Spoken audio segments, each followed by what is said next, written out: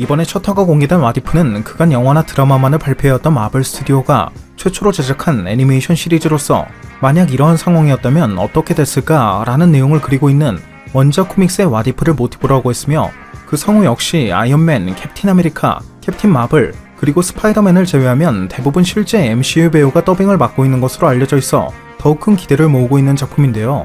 이러한 와디프에는 원작 코믹스와 마찬가지로 모든 사건을 관찰할 수 있는 능력을 가지고 있지만 그 사건엔 절대 개입할 수 없는 와처라는 종족이 등장해 관찰자의 입장에서 본 와디프 세계관의 설정, 즉 MCU의 메인 세계관에선 볼 수 없었던 단 하나의 다른 선택이 결과적으로는 얼마나 큰 차이점을 만들어낼 수 있는지에 대해 설명하고 있는 것을 확인할 수도 있었습니다. But in another universe, a single choice created a whole new hero.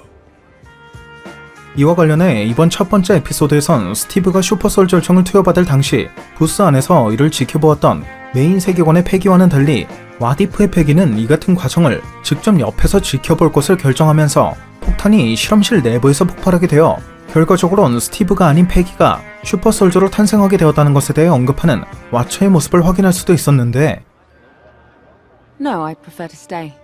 There. That's the moment that created a new universe.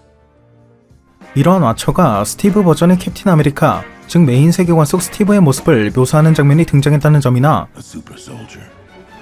At humanity's darkest hour, a skinny kid from Brooklyn became Captain America. 단 하나의 다른 선택이 무한한 현실로 가지를 칠 수 있다는 식으로 언급했다는 점, Where a single choice can branch out into infinite realities. Creating alternate worlds from the ones you know. 그리고 멀티버스란 단어에 대해 직접적으로 언급하는 장면이 등장하기도 했다는 점을 모두 고려해본다면 Her one choice gave birth to a whole new history and gave the multiverse a new hero. 이 같은 와디프의 세계관은 드라마 로키에서 죽음을 맞이하게 된 히오리메인즈 캉으로 인해 그 통제력을 잃게 된 신성한 타임라인의 수많은 가지 중 하나인 것을 예상해 볼 수 있을 것 같고, 와처가 이미 메인 세계관의 스티브에 대해서도 알고 있었던 것을 보면 그간 히오리메인즈 캉 그리고 TVA의 존재에 대해서도 알고 있었음에도 불구하고 이를 그저 관찰하고 지켜만 보고 있었던 것을 유추해 볼 수도 있었죠. I do not, cannot, will not interfere, for I am the Watcher. 게다가 이처럼 와처가 이 모든 것을 지켜보고 있었다는 것은 히오리메인즈 캉이 체인버를 둘러싸고 있는 신성한 타임라인이 하나의 라인으로 이루어진 것이 아닌 여러 개의 타임라인이 모여 하나의 거대한 타임라인을 유지하고 있는 형태, 즉 시간, 우주, 현실은 모두 하나의 라인으로 이루어진 것이 아닌 그 이상의 것이라는 와처의 설명과 정확히 일치한다는 점을 통해서도 유추해볼 수 있는 부분이기도 했고요. 또 이러한 와디프의 에피소드에선 만약 이러한 상황이었다면 어떻게 됐을까 라는 컨셉처럼 그 맥락은 주로 메인 세계관과 매우 흡사하게 흘러가는 것을 볼 수 있었지만 그 디테일은 완전히 다른 것을 확인할 수 있었는데, 이러한 디테일의 차이는 슈퍼솔저가 된 패기가 샌드백을 완전히 날려버리는 장면의 액션 자체는 스티브의 것과 동일하지만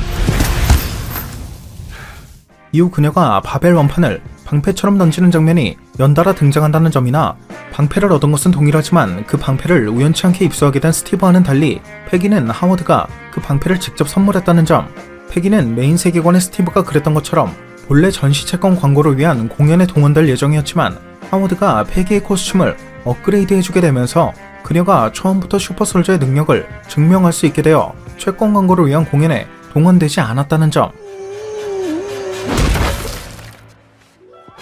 본래 메인 세계관의 하워드는 당시의 기술력으론 아크 원자로의 능력을 구현할 수 없었지만 This is the key to the future. I'm limited by the technology of my time. But one day you'll figure this out. 와디프에선 테서렉트 힘을 이용해 아크 원자로 그 이상의 출력을 얻는 데 성공하여 이를 아이언맨의 동력원으로 사용했다는 점, Oh, I know exactly what to do with this.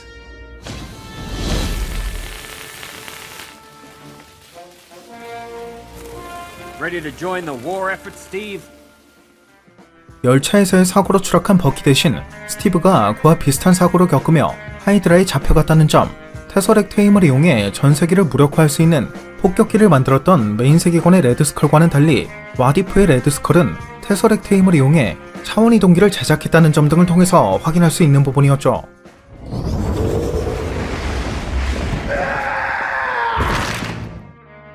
또 이번 에피소드에선 버키가 자신의 왼팔을 거의 뽑을 뻔했다 라고 언급하는 장면이나 방패만 있다면 그 어떠한 계획도 필요 없다 라는 패기의 모습. Have a plan. Who needs a plan? I have a shield. A shield is not a plan. Oh, Carter.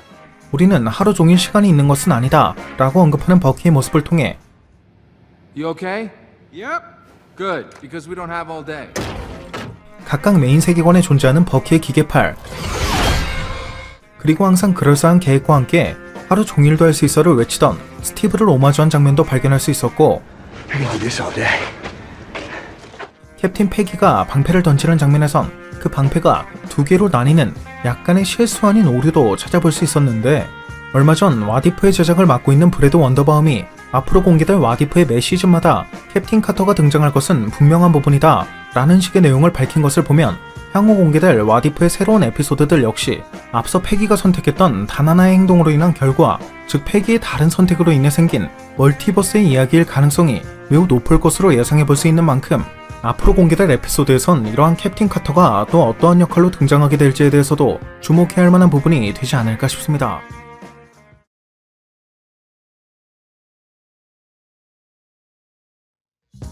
이번에 공개된 와디프 에이라에선 그 정체를 알 수 없는 촉수괴물이 등장하는 것을 확인할 수 있었는데요.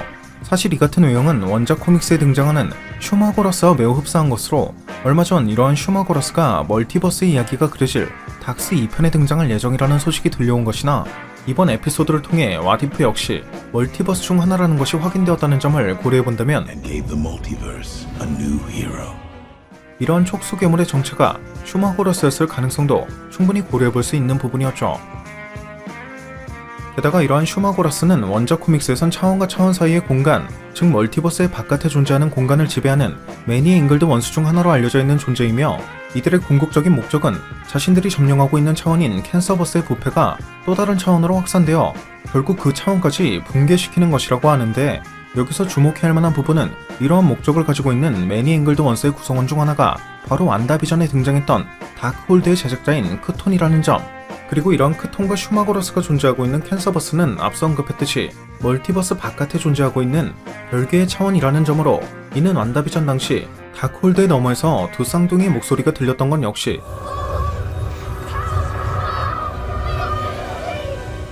이러한 다크홀드를 창조한 존재이자 멀티버스 외의 공간, 즉 히우리메인즈 캉의 손길이 닿지 않는 공간을 지배하고 있던 크톤의 소행이었을 가능성도 어느 정도 고려해볼 수 있지 않을까 싶네요. 참고로 이러한 크톤에 대한 설명은 앞선 완다비전의 분석 영상에서도 여러 차례 언급했던 적이 있었는데, 현재 닥스 2편엔 크톤과 마찬가지로 매니 잉글드 원스의 구성원 중 하나인 슈마고라스의 등장이 예상되고 있다는 점이나, 멀티버스의 이야기를 그리고 있는 와디프에도 슈마고라스로 추정되는 크리처가 등장했다는 점, 그리고 이러한 크리처는 캡틴 카터의 활약 덕분에 그 차원 속으로 다시금 봉인된 것을 확인할 수 있었지만, 앞서 공개된 와디프의 예고편에선 캡틴 카터가 마치 흑화한 듯한 버전의 닥스를 찾아간 장면을 볼 수 있었다는 점, 또 원작 코믹스에 등장하는 닥스는 그 힘으론 도저히 슈마고라스를 상대할 수 없다고 판단, 이를 자신의 몸속에 봉인했지만 급속도로 흑화되어가는 자신을 통제하지 못하고 스스로 죽음을 택한 적이 있다는 점 등을 모두 고려해본다면, 향후 닥스 2편에선 본래 원작 코믹스의 크톤이 아닌 매니 잉글드 원스의 구성원 중 하나인 슈마고라스가 다크홀드를 제작했고 이 모든 것을 꾸몄다는 식으로 등장하게 될 가능성도 예상해볼 수 있을 것 같네요. 또 멀티버스의 이야기를 그리고 있는 와디프에 등장한 슈마고라스는 마치 스스로 차원문을 열지 못하는 듯한 모습을 보여주기도 했는데, 이러한 내용을 미뤄본다면 앞서 다크홀드를 통해 완다에게 두 쌍둥이의 목소리를 들려주었던 건 역시 어떠한 이유로 인해 스스로 차원문을 열 수 없는 슈마고라스가 넥서스 비잉의 힘을 각성한 완다로 하여금 직접 차원문을 열도록 유도하고 있는 것이 아닐까 싶은 부분이기도 하고요. 게다가 얼마 전 엘리자베스 올슨 역시 완다가 유니버스와 유니버스를 오갈 수 있는 능력을 가지고 있다, 즉 차원을 오갈 수 있는 능력을 가지고 있다는 식의 내용을 직접 언급하기도 했고요. 그리고 얼마 전 신성한 타임라인을 관리하고 있었던 히오리메인즈 캉이 죽음을 맞이하게 되면서 페이지 4 이후의 MCU에선 사방으로 가시를 치기 시작한 여러 멀티버스가 서로 충돌하는 현상, 즉 원작 코믹스의 인커전이 예상되고 있다는 점이나, 원작 코믹스에선 이러한 인커전 현상이 결국 배틀월드라는 새로운 차원을 만들게 되어 서로 다른 멀티버스의 히어로와 빌런이 싸우고 협력한다는 대형 이벤트인 시크릿 어즈를 초래하게 되었다는 점 등을 고려해본다면, 향후 와디프에 등장한 여러 캐릭터들 역시 MCU 버전의 시크릿 워즈를 통해 실사 캐릭터들과 함께 MCU 합류하게 될 가능성도 충분히 예상해볼 수 있는 만큼 향후 닥스와 캡틴 카터가 만나게 된 이유가 슈마고라스와 연관이 있을지에 대해서도 상당히 주목해야 할 만한 부분이 되지 않을까 싶네요. 또 노웨이 홈에 닥터 옥토퍼스나 일렉트로가 등장할 것이 확인되어 멀티버스의 이야기가 그려질 것이 예상되고 있다는 점이나 이러한 닥터 옥토퍼스나 일렉트로가 존재하고 있는 소니 마블 유니버스에는 모비우스의 예고편을 통해 벌처의 모습이 등장하는 것을 확인할 수 있어 향후 MCU와 SPUMC의 세계관이 크로스오버 될 것이 예상되고 있는 상황인데, 여기서 한 가지 흥미로운 점은 베놈2의 예고편에서 볼 수 있었던 레이븐 크로프트 연구소는 본래 원작 코믹스에선 슈마고라스를 숭배하던 종교단체가 자리잡고 있던 부지에 설립된 연구소였다는 점으로 이는 슈마고라스를 통해 MCU와 SPUMC의 세계관이 크로스오버 될 것임을 한 번 더 확인시켜줄 수 있는 단서라고도 생각해볼 수 있는 부분이 아닐까 싶기도 하네요.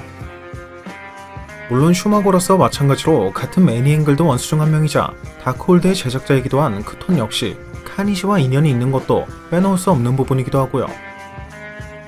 게다가 와디프의 포스터에선 가디언즈 오브 더 멀티버스라는 타이틀과 함께 캡틴 카터를 중심으로 모여있는 여러 캐릭터의 모습을 확인할 수도 있었기 때문에 와디프 시즌1에선 이들이 살고 있는 멀티버스를 위협하는 흑막의 정체가 슈마고라스로 밝혀질지에 대해서도 주목해야 할 만한 부분이 될 것 같습니다.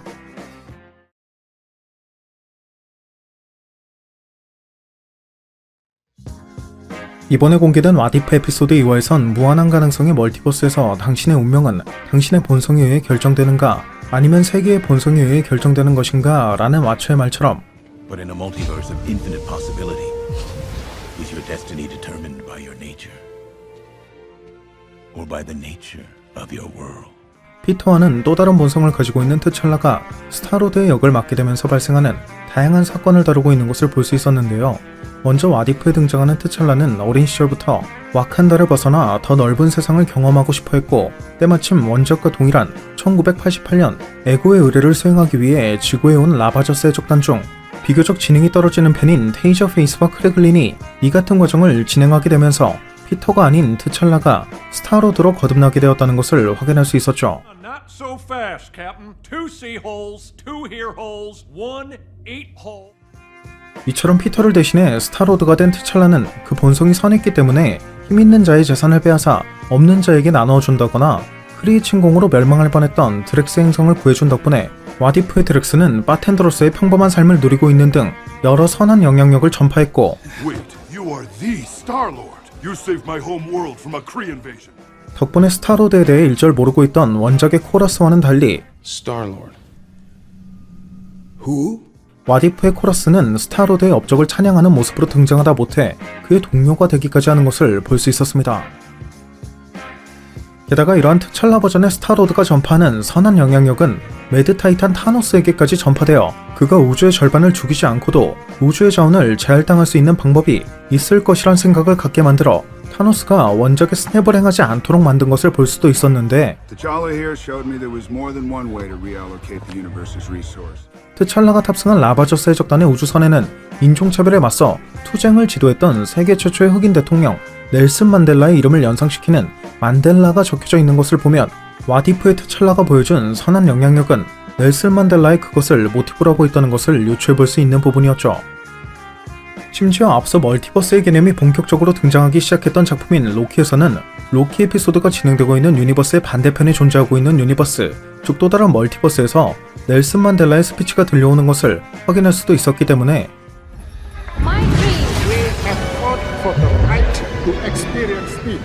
향후 이러한 만델라의 떡밥은 와디프 유니버스가 로키에 등장했던 바로 이 유니버스였다는 식으로 밝혀지게 될 가능성도 고려해볼 수 있지 않을까 싶기도 하네요.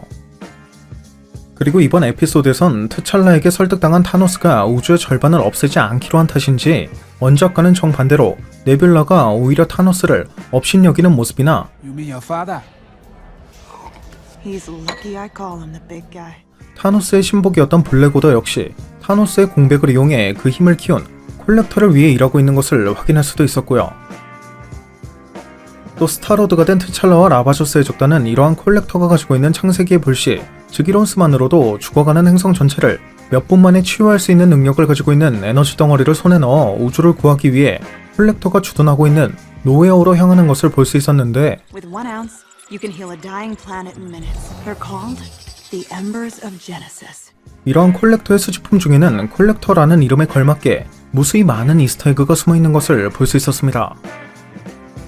먼저 우주복을 입고 있는 강아지는 원작 코믹스에선 가오갤 멤버로 등장하기도 하는 우주견 코스모로서, 코스모는 가오갤 1편과 2편에도 등장한 적이 있는 캐릭터였고, 트찰라에게 잠깐이나마 길 안내를 해주었던 오리는 원작 코믹스에 등장하는 하워드 더 덕이라는 캐릭터로, 하워드 역시 가오갤 1편과 2편 그리고 엔드게임에까지 출연했던 적이 있었죠. 그리고 콜렉터가 사용하고 있는 탈부착식 팔은 코르그의 종족인 크로난 종족에서부터 얻은 것임을, 그의 우주선 컬렉션에는 그랜드마스터의 파티 우주선, 사카르인의 네크로크래프트, 캡틴 마블에 등장했던 비행선, 토르 라그나로크에서 볼 수 있었던 그랜드마스터의 대형 우주선, 사카르 행성의 전투씬에서 볼 수 있었던 우주선, 노바 군단의 소형 우주선, 행크핌이 사용했던 양자 비행선 등이 있는 것을 확인할 수 있었고, 무기고에는 캡틴의 방패와 토르의 묠리르, 미에크가 사용했던 것으로 추정되는 블레이드, 그리고 말레키스가 사용하는 단검이나 죽음의 여신 헬라의 네크로소드까지도 사용하는 것을 볼 수 있었습니다. 또 이번 에피소드에선 이러한 이스터에그와 함께 원작의 다양한 장면을 오마주한 장면도 확인할 수 있었는데, No way in hell I was gonna leave here without my kid. I'm sorry I didn't do none of it right. I'm damn lucky you're my boy. 트찰라와 연두가 스티키 핑거스 작전을 세우는 장면은 마치 토르와 로키의 Get Help를 연상시키는 장면임을, Any ideas? Sticky fingers. Could work? Who's the clue? You are, because you lied to me. Fair point. What? Get help? No. Come on, you love it. I hate it. It's great. It works every time. It's humiliating. Do you have a better plan? No. We're doing it. We are not doing get help. 점프 포인트를 통과하는 순간 얼굴이 엉망이 된다고 설명하고 있는 크래글리는 원작의 해당 장면을 표현하고 있는 것을,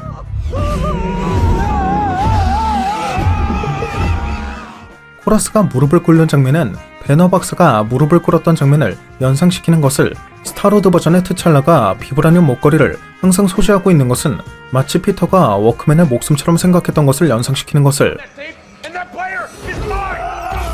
욘두가 라바저스는 절대 홀로 비행하지 않는다 라는 문장을 간절하게 외치고 있는 트찰라를 구하는 장면은 I said a Ravager never flies solo. Is that some kind of catchphrase?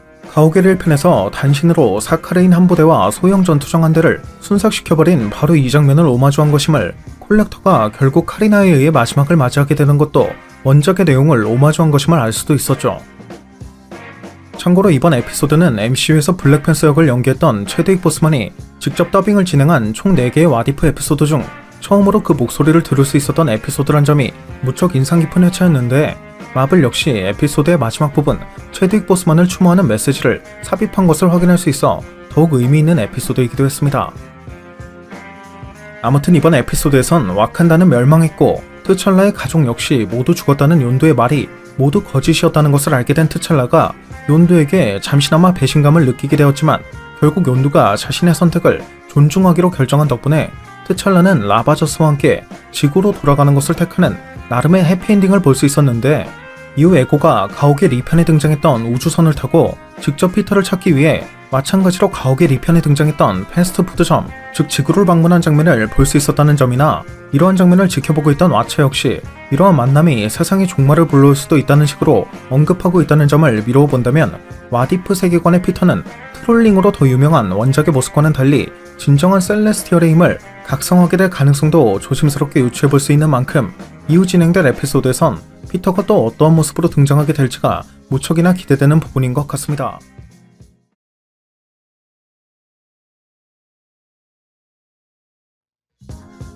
어느덧 시즌1의 3분의 1가량이 공개된 왓이프의 세 번째 에피소드에는 MCU 속 시간의 흐름상 일주일간 발생했던 사건들, 즉 아이언맨2에서 위플래시를 상대했던 토니 스타크나 인크레더블 헐크에서 도피 생활을 이어갔던 브루스 배너의 모습, 토르 천둥의 신에서 모든 힘을 잃고 지구에 추락했던 토르의 모습과는 달리 왓이프의 세계관에선 이 일주일이 완전히 다른 방향으로 흘러갔다는 것을 볼 수 있었는데요.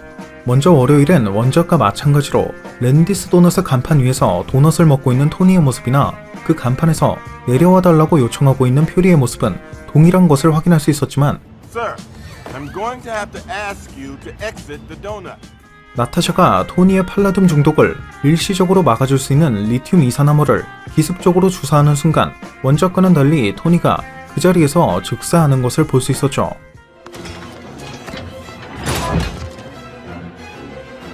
He's dead. 그리고 화요일엔 이런 예상치 못한 전개로 인해 원작에선 볼 수 없었던 새로운 전개가 펼쳐지기 시작하는데 갑작스러운 토니의 죽음으로 인해 살인죄에 대한 누명을 쓰게 된 나타샤는 스트라이크 팀에게 연행되어 뉴욕에 있는 피어스 곡장과 대면하게 될 예정이었지만 퓨리는 이러한 나타샤에게 쉴드 내부의 누군가가 해독제를 손상시킨 것 같다며 그녀로 하여금 이 일의 배후에 대해 조사할 것을 지시했고 그렇게 나타샤는 스트라이크 팀을 가볍게 제압한 후 해당 사건의 배후를 조사하기 시작합니다. 같은 시각 원작과 마찬가지로 지구에 추락한 토르는 묠리르의 힘을 되찾기 위해 뉴멕시코에 위치한 쉴드의 베이스 캠프를 습격하지만 원작과는 달리 호크아이의 화살에 맞아 죽음을 맞이하게 되고 나타샤와 마찬가지로 살인죄에 대한 누명을 쓰게 된 클린트는 자신의 실수를 부정하던 중 갑작스럽게 돌연사하는 것을 확인할 수 있었죠. 참고로 해당 장면에선 다소 부족한 모발을 가지고 있는 퓨리와 콜슨이 토르의 머리카락은 매우 매력적이다, 심지어 시체가 부패하는 와중에도 라벤더 향기가 난다 라는 등의 개그 아닌 개그를 치는 것을 볼 수도 있었고요. He's a Caucasian male, mid-20s, with really great hair. Excuse me?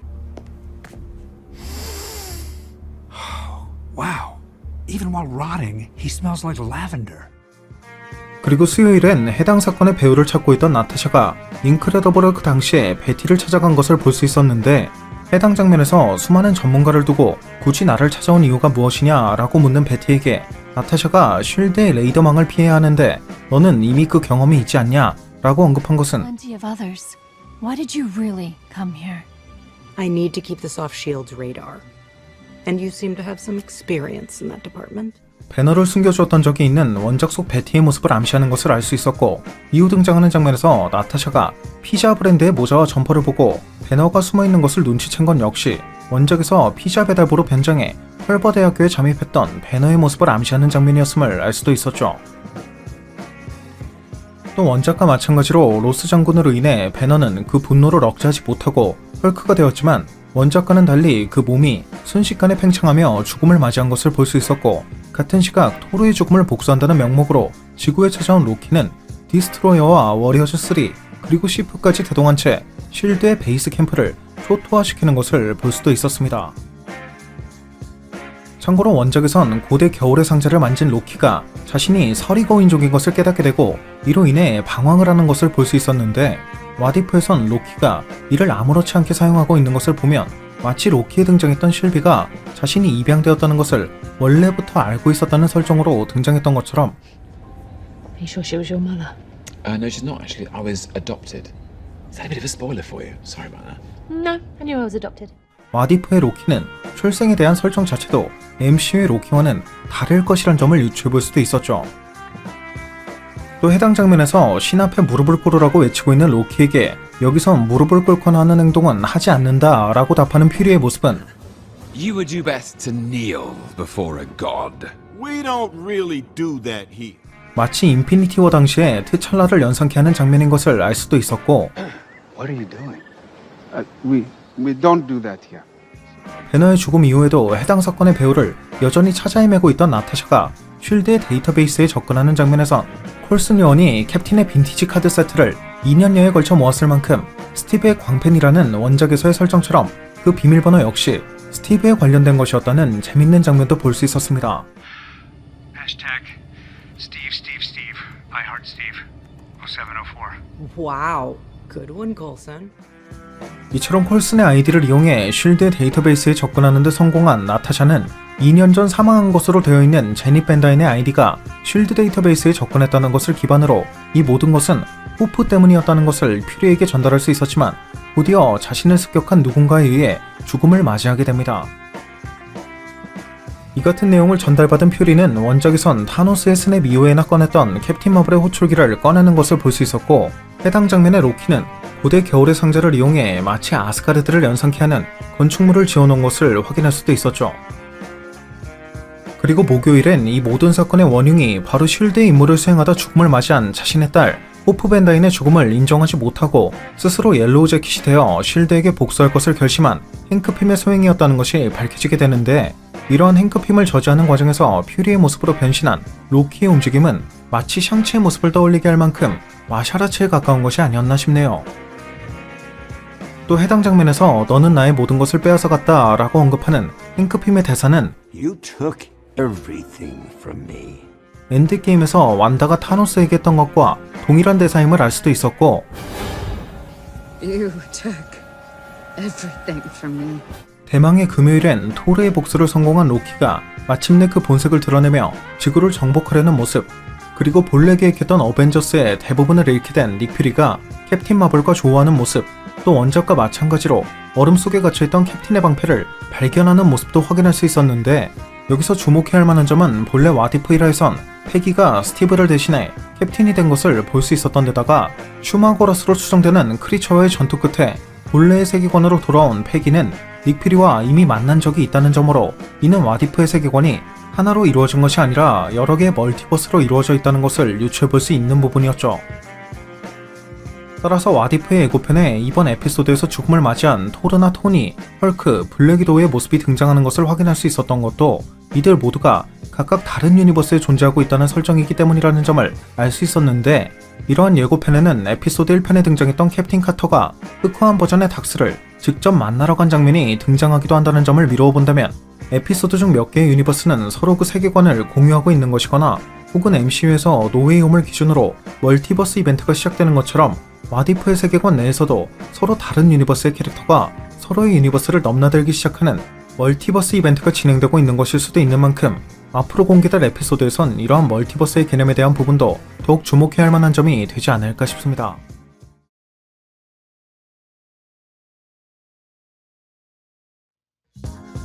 이번에 공개된 와디프 3화에는 로키가 지구를 정복할 것이라고 선포하고 있는 방송의 아래쪽에 컬버 대학교에서 그린 익스플로전이 발생했다라는 내용의 뉴스가 지나가고 있는 것을 확인할 수 있었는데, 이러한 뉴스는 아이언맨2에서 닉 퓨리와 만난 토니의 뒤에서도 볼 수 있었던 것이고, 해당 장면의 오른쪽을 자세히 보면 인크레더블 헐크 당시 베너의 혈액이 한 방울 섞였던 바로 그 음료의 광고를 발견할 수도 있었습니다.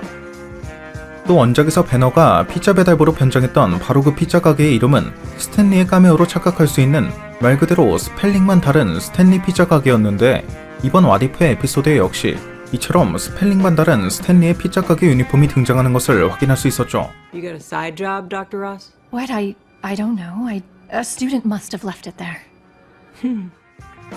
그리고 이번 에피소드의 흥망으로 밝혀진 행크 핌과 닉 퓨리가 대화를 나누고 있는 장면에선 그에 따라 호프가 오데사에서 임무를 수행하던 중 죽음을 맞이했다는 것을 알 수 있었는데, Hope Van Dyne was killed on a mission outside Odessa, Ukraine. 이 오데사는 본래 원작에선 윈터 솔저가 핵 물리학자를 사살했고, 이를 엄호하고 있던 블랙 위도우의 배에 관통상을 입혔던 장소로, 5 years ago, I was escorting a nuclear engineer out of Iran. Somebody shot out my tires near Odessa. 이러한 오데사라는 지역이 언급되고 있다는 것은 와디프의 세계관에선 블랙 위도우가 아닌 호프가 이러한 임무를 맡았던 것이고, 관통상으로 그쳤던 블랙 위도우와는 달리 호프는 죽음을 맞이하게 된 것, 즉 호프를 죽인 것은 윈터 솔저로 밝혀질 가능성도 고려해볼 수 있는 부분이었습니다.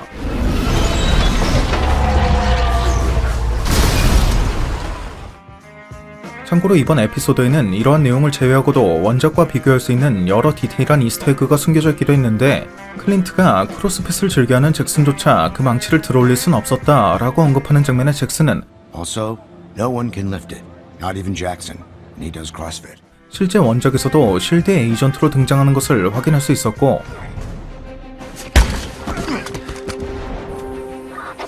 Delancey Jackson report.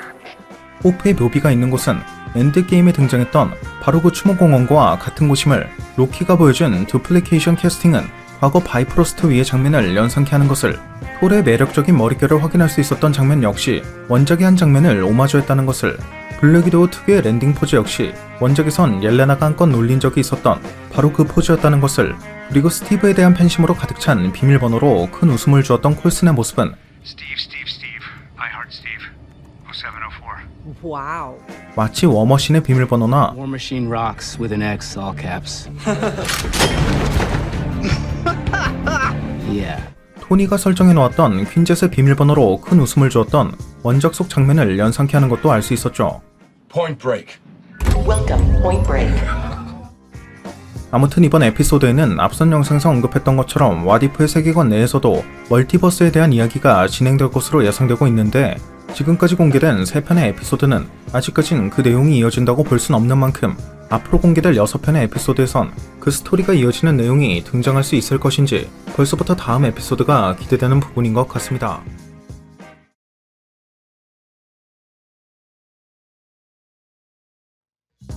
이번에 공개된 왓이프의 4번째 에피소드에는 본래 잘나가는 의사였던 스티븐이 차 사고로 인해 두 손을 쓰지 못하게 되면서 생긴 상실감이 그를 마법사가 되는 길로 이끌었다는 원작의 내용과는 달리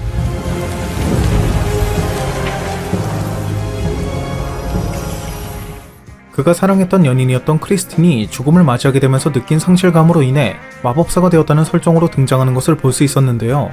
이처럼 닥스가 카마르 타지를 찾아 헤매는 모습이나 수련하고 있는 모습, 나가모토의 눈을 이용해 사과를 대상으로 그 시간을 조작하고 있는 모습, 병원에서 그 마지막을 맞이하게 된 에이션트 번의 모습, 도르마무와 거래하고 있는 닥스의 모습 등은 원작과 거의 완벽하게 일치하는 것을 확인할 수도 있었는데, Dormammu, I've come to bargain.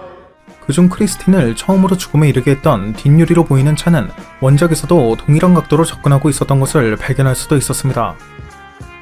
참고로 해당 장면에 크리스틴이 닥스에게 The Price is Right의 참가자처럼 하라고 한 것은 You should just rush the podium like a contestant on The Price is Right. Screaming and high-fiving and cheering and something crazy.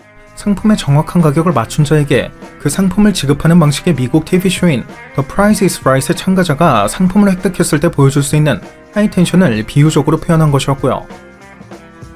그리고 다음 장면에선 마치 노웨이홈 예고편에서 보여줬던 것처럼 웡의 경고를 무시한 닥스가 그 시간을 조작해 크리스틴을 살리려고 하는 것을 볼 수 있었지만, 어떠한 방법을 사용해도 크리스틴은 항상 죽음을 맞이할 수밖에 없는 운명이었고, 그렇게 당시의 시점에선 아직 죽음을 맞이하지 않았던 에이션트 원으로부터 크리스틴 팔머의 죽음은 내가 마법사가 될 것을 결심하게 되는 절대적인 시점이고, 만약 그녀가 죽지 않는다면 내가 도르마무와 싸워 이기는 것도, 아가모토의 눈을 수호하는 소소로 슈프림이 되는 것도 모두 일어나지 않을 것이라는 말을 듣게 되죠. 하지만 그럼에도 불구하고 닥스가 이를 포기하지 않자 에이션트와는 다크 디멘션의 힘을 이용해 그와 그가 속해 있는 타임라인을 각각 2개로 나누어 하나의 유니버스에 2개의 타임라인, 그리고 2명의 닥스가 존재하는 상황, 즉 크리스틴을 구하기 위해 카글리오스트로의 지식을 찾아 떠난 타락한 버전의 닥스와 세상을 지키기 위해 크리스틴을 포기한 선한 버전의 닥스가 하나의 유니버스에 존재하는 2개의 타임라인으로 분할되었다는 것을 알 수 있었는데, 그중 카글리오스트로의 지식을 찾아 떠난 타락한 버전의 닥스는 결국 그의 도서관에서 원작에 등장했던 것과 동일한 외형과 내용을 가지고 있는 카글리오스트로의 서를 발견해 절대적인 시점을 돌파하기 위해선 막대한 양의 에너지가 필요하다는 것을 알게 되고, 그렇게 다른 차원에서 소환한 여러 크리처의 에너지를 마구잡이로 흡수하기 시작하죠.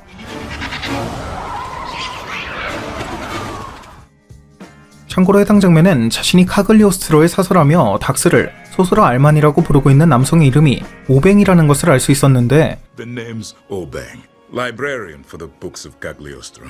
Go, this way. Sorcerer Armani? No, it's strange. 본래 원작 코믹스에 등장하는 카글리오스트로의 본명이 오뱅이었다는 것을 보면 이러한 남성의 정체가 바로 카글리오스트로 본인이었을 가능성도 충분히 고려해볼 수 있는 부분이었고, 그가 닥스에게 헌신과 망상은 종이 한 장 차이라며 사랑은 마음을 아프게 하는 것을 넘어 내 판단력조차 흐리게 할 수도 있다, 이건 책에서 읽은 것이 아닌 경험에서 느낀 것이다 라고 언급한 것은 It can break more than your heart. It can shatter your mind. No book, Armani. Life taught me. 원작 코믹스에 등장하는 그가 뱀파이어가 된 자신의 와이프를 구하지 못해 결국 와이프를 스스로 말뚝에 박아버려야만 했던 비극적인 상황을 오마주한 대사였음을 유추해볼 수 있는 부분이었습니다. 또 이러한 타락 닥스는 본래 에피소드 1편에 등장했던 촉수괴물을 가장 먼저 소환했지만, 처음부터 이를 상대하기엔 버겁다는 생각으로 작은 크리처에서부터 점차적으로 그 단계를 높여가는 것을 확인할 수 있었는데, 수없이 많은 에너지를 흡수한 그가 마지막으로 흡수했던 크리처가 바로 이 촉수괴물이었다는 점이나, 그 육신을 통째로 흡수했던 다른 크리처와는 달리 유독 촉수괴물만은 몸 전체가 아닌 다리만을 흡수했다는 것을 고려해본다면 촉수괴물의 에너지가 그만큼 어마어마하다는 것을 유추해볼 수 있는 부분이었기 때문에, 이 같은 크리처의 정체는 닥스 2편에 등장할 것이라는 소문이 들리고 있는 슈마고라스로 밝혀지게 될 가능성도 충분히 고려해볼 수 있을 것 같네요. 아무튼 이처럼 엄청난 숫자의 크리처로부터 그 에너지를 흡수한 타락닥스는 결국 에이션트원에 의해 반으로 나뉘었던 자신의 반쪽, 즉 선한 버전의 닥스까지 흡수하는 데 성공해 결국 크리스틴을 되살릴 수 있게 되지만, 크리스틴은 마왕 그 자체나 다름없는 모습의 닥스를 보고 이건 악몽이라며 이 상황을 부정하게 되고, 설상가상으로 에이션트원의 경고처럼 절대적 시점을 돌파한 부작용으로 인해 생긴 시간적 역설이 닥스가 속해 있는 유니버스를 완전히 붕괴시켜버리게 되면서 닥스는 자신의 모든 행동을 후회하고 이 같은 모습을 지켜보고 있던 와처에게까지 도움을 청하게 되죠. 그런데 여기서 주목해야 할 만한 점은 엄청난 양의 에너지를 흡수한 닥스가 와처의 존재를 인지할 수 있었을지언정 그 어떠한 사건에도 개입하지 않는 것이 원칙인 와처가 Cannot, will not interfere, for I am the Watcher. 직접 그 모습을 드러낸 채로 닥스에게 대답까지 했다는 점인데, You're a god. You can undo this. I'm not a god, and neither are you. 앞서 공개되었던 예고편에는 이러한 타락 닥스가 캡틴 카터와 만나는 장면이 등장했다는 점을 미루어 본다면 향후 이러한 와처가 무게입의 원칙을 깨고 닥스에게 어떠한 도움을 주었을 가능성도 충분히 예상해 볼 수 있었기 때문에 향후의 에피소드에선 이러한 와처 행보 역시 주목해야 할 만한 부분이 될 것 같습니다. 참고로 닥스가 해당 유니버스의 붕괴를 막는 장면을 자세히 보면 그 경계가 마치 완다비전에 등장했던 웨스트뷰의 것과 흡사하다는 점이나, 본래 원작 코믹스에 등장하는 카글리오스트로에서는 카글리오스트로가 다크홀드와 닥터둠에게서 얻은 지식을 결합해서 만든 것이었다는 점, 완다비전에 등장했던 것과 매우 흡사한 형태의 룸마법이 등장하기도 했다는 점, 또 와디프 시즌2에는 마블 페이지 4의 사건이 등장할 예정이라는 점을 미루어 본다면 와디프 역시 MCU의 사건과 그 연관성을 찾아볼 수 있을 가능성이 매우 높기 때문에 이런 카글리오스트로에서로부터 그 지식을 얻어 흑화한 닥스는 이후 다크홀드를 연구하고 있는 완다로 인해 펼쳐질 광기의 멀티버스와도 그 내용이 이어질 가능성도 고려해볼 수 있지 않을까 싶네요.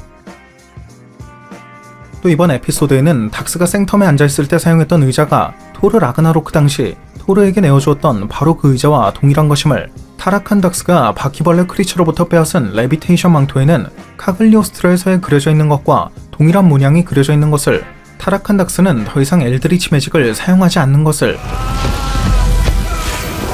선한 닥스를 포박할 때 사용했던 사이토락의 진홍밴드는 마치 인피니티 워 당시 타노스를 포박했던 것을 연상케 하는 것을, 웡이 닥스에게 걸어주었던 비샨티의 프로텍션 스펠은 아가모토의 눈을 창조한 아가모토와 함께 오시트루 호고스로 이루어진 삼위일체 비샨티의 보호마법을 일컫는 것으로, 비샨티의 책은 다크홀드에 대적할 수 있는 수준의 백마법서이기 때문에 타락한 닥스의 공격을 수차례 방어할 수 있었다는 것을, 또 붕괴되어가는 세상을 보고 선한 닥스가 그 위스키에 뭐가 들었었냐고 언급한 것은 What was in that whiskey? 그가 실제로 위스키를 마시고 있었기 때문이라는 점 등의 디테일도 찾아볼 수 있었는데, 이처럼 붕괴된 유니버스의 끝자락에서 절망에 빠져있던 닥스가 어떠한 방법을 이용해 캡틴 카터가 있는 유니버스로 갈 수 있었던 것인지 벌써부터 다음 에피소드에 대한 궁금증이 커져만 가는 부분인 것 같습니다.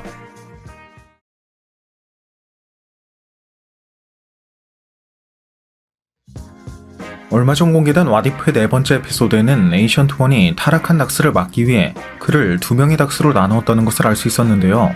이는 즉 하나의 유니버스에 두 개의 타임라인이 존재하게끔 만들어 선한 닥스와 악한 닥스가 동시에 존재할 수 있게끔 만든 것으로, 이러한 상황은 엔드게임 당시 에이션트원이 헐크에게 경고했던 내용과 정확하게 일치하는 것이었죠. Allowing for two of your possible timelines to occur in one universe. Two timelines? I doubt that's the simplest or smartest thing to do. Exceedingly dangerous, actually. 그런데 에이션트원이 이처럼 하나의 유니버스에 두 개의 타임라인을 만들겠다라고 언급한 것을 보면 앞선 로키의 분석 영상에서 언급했던 것처럼 멀티버스가 타임라인의 상위 개념인 것이고, 무수히 많은 멀티버스에는 각각의 수많은 타임라인이 따로 존재한다는 앞선 영상의 내용이 컨펌되었다는 것을 알 수 있는 부분이었습니다.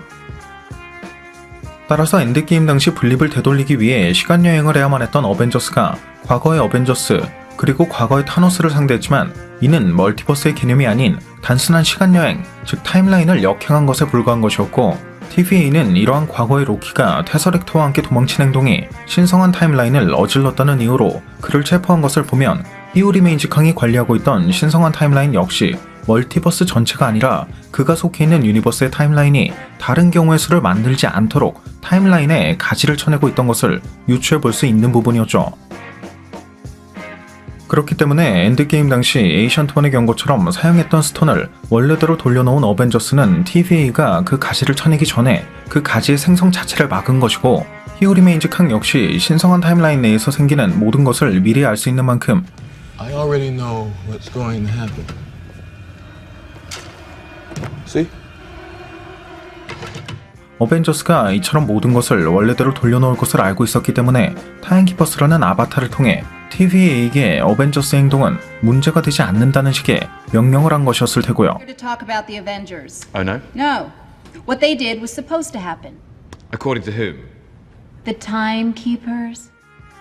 또 이러한 내용을 미뤄본다면 히어 리메인즈 캉이 얼라이어스를 이용해 수많은 캉의 변종들이 일으켰던 멀티버스의 전쟁을 끝냈다고 언급했던 내용 역시 And I ended the multiversal war.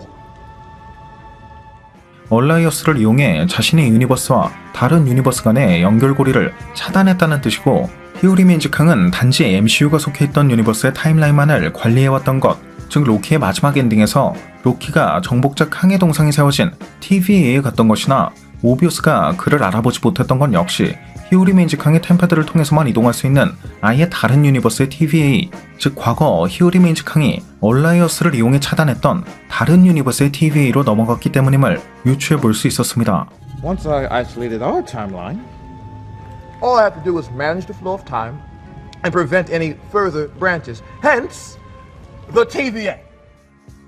참고로 이번 와디프의 에피소드에는 닥스가 크리스틴을 살리기 위해 타임스톤으로 시간을 계속해서 역행시켰지만 그럼에도 불구하고 크리스틴은 어떻게든 죽음을 맞이할 수밖에 없었고, 그렇게 에이션트 1으로부터 절대적인 시점이 존재한다는 것을 듣게 되었는데, 개인적으로는 이처럼 닥스가 크리스틴을 살리기 위해 계속해서 타임스톤을 사용하는 장면이 마치 인피니티 워 당시 타노스를 막기 위해 타임스톤을 사용했던 닥스의 모습을 떠올리게 한다는 점이나, 와디프의 왕은 마치 노웨이홈 예고편의 왕처럼 닥스에게 경고를 하고 있다는 점, 또 인피니티 워 당시 닥스가 보았던 미래에 비하면 턱없이 작은 횟수의 시간을 되돌렸던 와디프의 닥스 앞에 에이션트 1이 나타나 절대적 시점에 대해 경고하는 장면을 볼 수 있었다는 점을 미루어 본다면, 인피니티 워 당시 닥스가 보았던 미래 중에도 분명 절대적 시점이라는 것이 존재했을 것이고, 어쩌면 와디프의 닥스처럼 MCU의 에이션트 1이 일종의 유체화 상태로 나타나 같은 경고를 했을 가능성도 고려해 볼 수 있는 부분이었죠. 게다가 이번 에피소드에 등장한 닥스를 보면 타임스톤을 이용해 과거나 미래의 사건을 경험할 수 있다고 한들 그 절대적인 시점은 정상적인 방법으로는 절대 넘을 수 없다는 것을 알 수 있었던 것을 보면, 과거 닥스가 타임스톤을 이용해 과거로 돌아가 타노스를 직접 없애는 등의 방법을 사용하지 않은 것도 그가 타임스톤을 이용해 여러 경우의 수를 보던 중 타노스가 스냅을 하는 것이 절대적인 시점이었다는 것을 알게 된 것이고, 그렇게 타임스톤으로는 절대적인 시점을 넘어설 수 없다는 것을 알게 되어 스스로 이를 타노스에게 넘긴 것을 알 수 있는 부분이기도 했고요. 그런데 마침 이번 노웨이홈 예고편에서 볼 수 있었던 닥스의 모습은 평소 에이션트 1이 인정했을 만큼 진중한 모습이 아닌 다소 장난스러운 모습이었다거나 우주의 질서와 균형을 지키는 것이 임무인 소서로 슈프림의 본분을 망각한 채 피터 개인의 사정을 위해 모든 인류의 기억을 조작하려 했다는 점, 그리고 그 부작용으로 인해 멀티버스가 열리게 되었다는 점 등의 의심쩍은 행동을 모두 고려해본다면, 닥스는 이미 인피니티 워 당시 도저히 넘어설 수 없는 절대적인 시점을 보게 된 것이고, 그 시점을 깨기 위해 마치 와디프의 닥스가 다른 차원의 힘을 빌린 것처럼 스스로 멀티버스를 열게 된 것이 아닐까 싶기도 하네요. 즉 닥스는 애초에 그 정체가 밝혀진 피터가 자신을 찾아와 이러한 주문을 부탁할 것을 알고 있었고, 멀티버스를 여는 것까지도 모두 계획한 것이었다는 건데, 개인적으로는 와디프 에피소드에 2번이나 등장했던 슈마고라스가 닥스 2편에도 등장할 것이라는 소문이 들려오고 있다는 점이나, 와디프의 닥스가 절대적 시점을 깨는데 가장 큰 에너지를 제공했던 크리처 역시 이러한 슈마고라스였다는 점을 고려해본다면, MCU의 닥스가 절대적 시점을 깰 수 있는 결정적인 에너지를 제공하게 되는 것도 와디프에 등장한 슈마고라스와 연관이 있을 것으로 예상해볼 수 있을 것 같네요. 참고로 이 슈마고러스는 멀티버스의 개념 바깥에 존재하는 매니 앵글드 원스 중 하나로 등장하는 존재인 것을 보면 슈마고러스는 MCU와 왓이프 양쪽 모두의 멀티버스를 마음대로 넘나들 수 있다는 뜻으로 생각할 수도 있는 부분이기 때문에 왓이프 에피소드마다 그 본체는 등장하지 않고 계속해서 다리만 잘리고 있는 것이 어쩌면 닥스 2편에 등장할 슈마고러스의 힘을 왓이프 세계관의 어벤져스가 반감시켜놨다는 식으로 밝혀지게 될 수도 있지 않을까 싶기도 하고요. 게다가 완다비전에 등장했던 에거서는 완다에게 세상을 멸망시키는 것이 너의 운명이다 라고 언급했고, 실비에게 죽음을 맞이한 히오리 메인즈캉은 죽어가는 와중에도 곧 다시 만나자 라고 언급하는 것을 볼 수 있어 이 또한 일종의 절대적 시점일 가능성을 고려해볼 수도 있었는데, 이러한 내용을 미뤄본다면 닥스는 타노스의 죽음 이후 다시 한번 그 벽을 넘을 수 없는 절대적인 시점, 즉 히오리 메인즈캉의 죽음을 직접 볼 수는 없었을지언정 그의 죽음과 완다의 각성으로 인한 신성한 타임라인의 붕괴를 보았던 것이고, 왓이프 에피소드에선 하나의 유니버스에 단 2개의 타임라인이 생겼다는 것만으로도 해당 유니버스의 붕괴가 일어나고 있는 것을 보면 MCU가 속해 있는 유니버스는 완다의 각성과 히오리 메인즈캉의 죽음으로 인해 그 타임라인이 수도 없이 가지를 치고 있는 것을 볼 수 있어 그 여파가 엄청날 것이란 점을 예상해 볼 수 있기 때문에 닥스가 이처럼 하나의 유니버스에 생긴 타임라인의 중첩으로 인한 MCU 유니버스의 붕괴를 막기 위해 멀티버스라는 경우의 수를 오픈하게 된 것일 가능성도 고려해 볼 수 있을 것 같네요. 그리고 멀티버스가 열렸다는 것은 다른 멀티버스로부터 여러 빌런이 넘어올 수도 있다는 것이지만 그만큼 강력한 히어로가 넘어와 도움을 줄 수도 있다는 것이기 때문에 닥스 2편에선 이미 그 등장이 확정되어 있는 아메리카 차베즈와 같은 멀티버스의 히어로가 넘어와 MCU 유니버스의 붕괴를 막기 위해 여러 도움을 줄 것으로 예상해 볼 수도 있을 것 같습니다. 물론 노웨이 홈은 스파이더맨의 단독 작품이기 때문에 멀티버스가 시작되었음에도 불구하고 주로 스파이더맨과 관련된 빌런이나 히어로가 등장할 확률이 매우 높아 보이긴 하지만 말이죠. 또 이번 왓이프의 4번째 에피소드에서 볼 수 있었던 앵커는 아이언맨 1편과 2편에 등장했던 크리스틴 에버하트였다는 것을 알 수 있었고, 닥스가 뇌의 절반을 제거하는 수술인 방구절제술로 큰 업적을 남겼다고 언급되는 장면은 Celebrate this. We are. You performed a radical hemispherectomy. 이후 그가 상반되는 2개의 인격으로 나뉜다는 것을 암시하는 장면이었음을, 선한 닥스의 레비테이션 망토가 타락 닥스의 손을 구속하는 장면은 마치 인피니티 워 당시 타노스의 손을 구속했던 장면을 연상케 하는 것을, 타락한 닥스가 유니버스의 붕괴를 막고 있는 장면의 경계는 완다비전에 등장했던 웨스트브의 경계와 비슷한 것을 볼 수도 있었는데, 심지어 해당 유니버스의 유기체와 무기체가 사라지는 장면조차 웨스트브 내부의 것이 사라지는 것과 동일한 금색의 이펙트로 이루어진 것을 발견할 수 있어 이는 원작에서 다크홀드를 기반으로 제작된 카글리오스트로에서로부터 그 힘을 얻은 닥스와 다크홀드로부터 그 힘을 흡수한 완다의 마법이 매우 흡사하다는 것, 즉 향후 이러한 현상이 MCU 유니버스에서도 충분히 생길 수 있다는 것을 예상해 볼 수 있는 부분이었죠. 또 원작 코믹스에선 드리밍 셀레스티얼의 스캔으로 왓처가 총 337회에 걸쳐 무개입의 원칙을 어겼다는 것이 밝혀진 적도 있었기 때문에 다음 에피소드 중에는 앞선 예고편에 등장했던 것처럼 타락한 닥스가 캡틴 커터와 만날 수 있었던 이유가 원작처럼 왓처의 개입이 있었기 때문인지에 대한 부분도 주목해야 할 만한 점이 되지 않을까 싶네요. 게다가 앞서 언급했던 것처럼 이번 에피소드를 통해 타임라인은 유니버스의 하위 개념, 즉 멀티버스와는 다른 개념이라는 것을 알 수 있었던 만큼 향후 닥스가 캡틴 커터와 만나게 된 이유도 그가 왓처의 도움 덕분에 다른 멀티버스로 이동할 수 있었기 때문인지, 혹은 여전히 그의 목에 걸려있는 아가모토의 눈을 이용해 다른 타임라인으로 이동할 수 있었는지에 대한 부분도 주목해야 할 만한 점이 될 것 같습니다.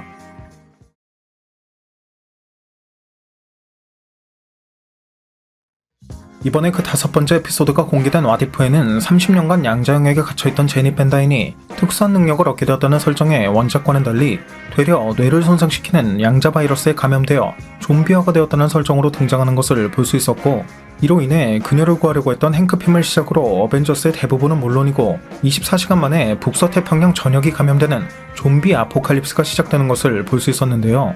해당 에피소드에선 인피니티 워 당시 생텀으로 추락해 닥스나 아이언맨에게 타노스의 존재를 알렸던 배너가 원작과는 달리 좀비가 된 아이언맨과 닥스, 웡을 발견하게 되지만 원작과 마찬가지로 헐크가 변신을 거부하게 되면서 위기에 빠진 배너 박사를 와스프가 구해주는 것을 볼 수 있었죠. I'm gonna bomb. I'm definitely gonna bomb. 참고로 이러한 장면 중에는 좀비가 된 닥스 대신 레비테이션 망토가 배너를 돕는 것을 볼 수 있었는데, 이후 이 레비테이션 망토가 배너에서 피터로 옮겨간 것이나 마지막 순간엔 머리만 남은 앤트맨을 돕고 있었다는 점, Oh, thanks. I feel like I'm back at prom. 게다가 본래 이 레비테이션 망토는 자아가 매우 강해 사용하기가 굉장히 까다로운 아티팩트 중 하나라고 설명되었던 것을 고려해본다면, 와디프의 레비테이션 망토는 앤트맨의 아재 개그가 의외로 그 취향이었다는 것을 알 수 있는 부분이었습니다. Sorry, I tend to process traumatic events with dad jokes. 또 이번 에피소드에선 브이로그가 취미였던 원작처럼 스파이더맨이 좀비 아포칼립스에 대비하는 오리엔테이션 영상을 찍어 브루스 배너에게 보여주는 것을 볼 수도 있었는데, 해당 영상에서 좀비 역을 맡고 있는 건 앤트맨 2편에서 루이스 패거리 중 한 명으로 등장했던 커트인 것을, 그의 특징 중 슬라브 민속이라는 항목이 있는 것은 그가 이번 에피소드는 물론이고 앤트맨 2편 당시에도 언급한 적이 있는 바바야가처럼 슬라브 민속 신앙을 믿고 있기 때문이었음을 Baba Yaga. Baba Yaga, the witch. They tell stories to children. Baba Yaga, the witch, known to lurk in shadows of sacred burial grounds. 해피의 특징에는 아이언맨 2편 당시 볼 수 있었던 그의 권투 실력이나 평소 토니의 운전기사로 등장하는 특징이 적혀있는 것을 확인할 수 있었고, 이름은 해피지만 실제로 행복하진 않다라는 내용이나 나는 싱글이 아니다, 나는 토르의 부인이 될 것이다 라는 내용의 티셔츠를 입고 있는 모습, 실제로 이후 등장하는 오코에는 해피가 우버 택시의 기사라고 생각했다는 개그 포인트를 찾아볼 수도 있었죠. What is the problem? I thought you were an Uber driver.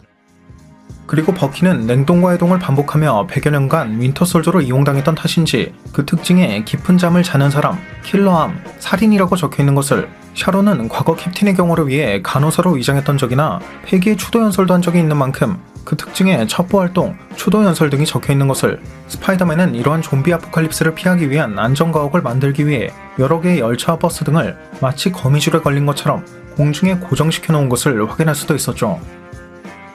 또 이번 에피소드의 후반부에는 엔드게임에도 등장한 적이 있는 캠프 리아이에 자리 잡고 있던 비전이 안드로이드인 덕분에 좀비 아포칼립스의 영향을 전혀 받지 않았고, 그의 에너지원이 되고 있는 마인드 스톤은 좀비 아포칼립스를 종식시킬 수 있는 특정 주파수까지 발생시킬 수 있었지만, 안타깝게도 이 같은 마인드 스톤의 주파수를 이용해 전세계로 퍼진 좀비 아포칼립스를 완전히 끝내기 위해선 일반적인 인간의 기술력을 넘어선 고차원의 기술력이 필요했고, 심지어 좀비가 되어버린 완다에게는 이러한 마인드 스톤의 주파수조차 전혀 효과가 없는 것을 알게 된 비전이 완다를 살리기 위해 치료제가 있다는 빌미로 다른 생존자들을 유인해 좀비가 된 완다에게 먹이로 공급하고 있던 것이 밝혀지게 되죠.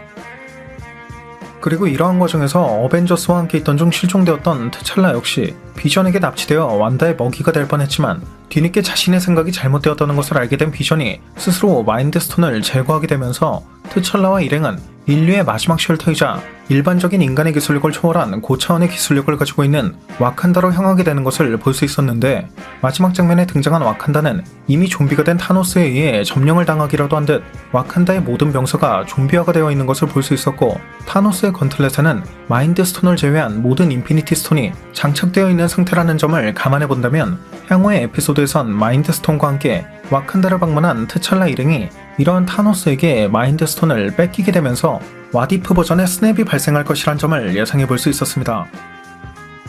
또 이번 에피소드에선 완다를 위해 무고한 사람들을 희생시키고 있는 비전의 모습이 마치 비전과의 행복한 삶을 위해 웨스트뷰 주민들의 삶을 희생시켰던 완다의 모습을 연상케 하는 것을 볼 수 있었고, 좀비가 된 앵크핌이 어벤져스에게 바이러스를 퍼뜨리고 있는 장소는 앞선 에피소드에서도 흑화한 앵크핌이 그 본색을 드러냈던 공동묘지의 뒤로 보이는 샌프란시스코의 골든게이트 브리지였음을, 캠프 리아이로 향하는 열차를 구하기 위해 도착한 그랜드 센트럴역은 어벤져스 1편에도 등장한 적이 있는 곳이었음을, 해피가 줄곧 블램이라는 효과음과 함께 사용했던 장갑 형태의 리펄서는 Just birds. Were you saying blam? 11화 당시 아이언맨이 착용했던 손목시계 형태의 아이언맨 건틀렛이었음을,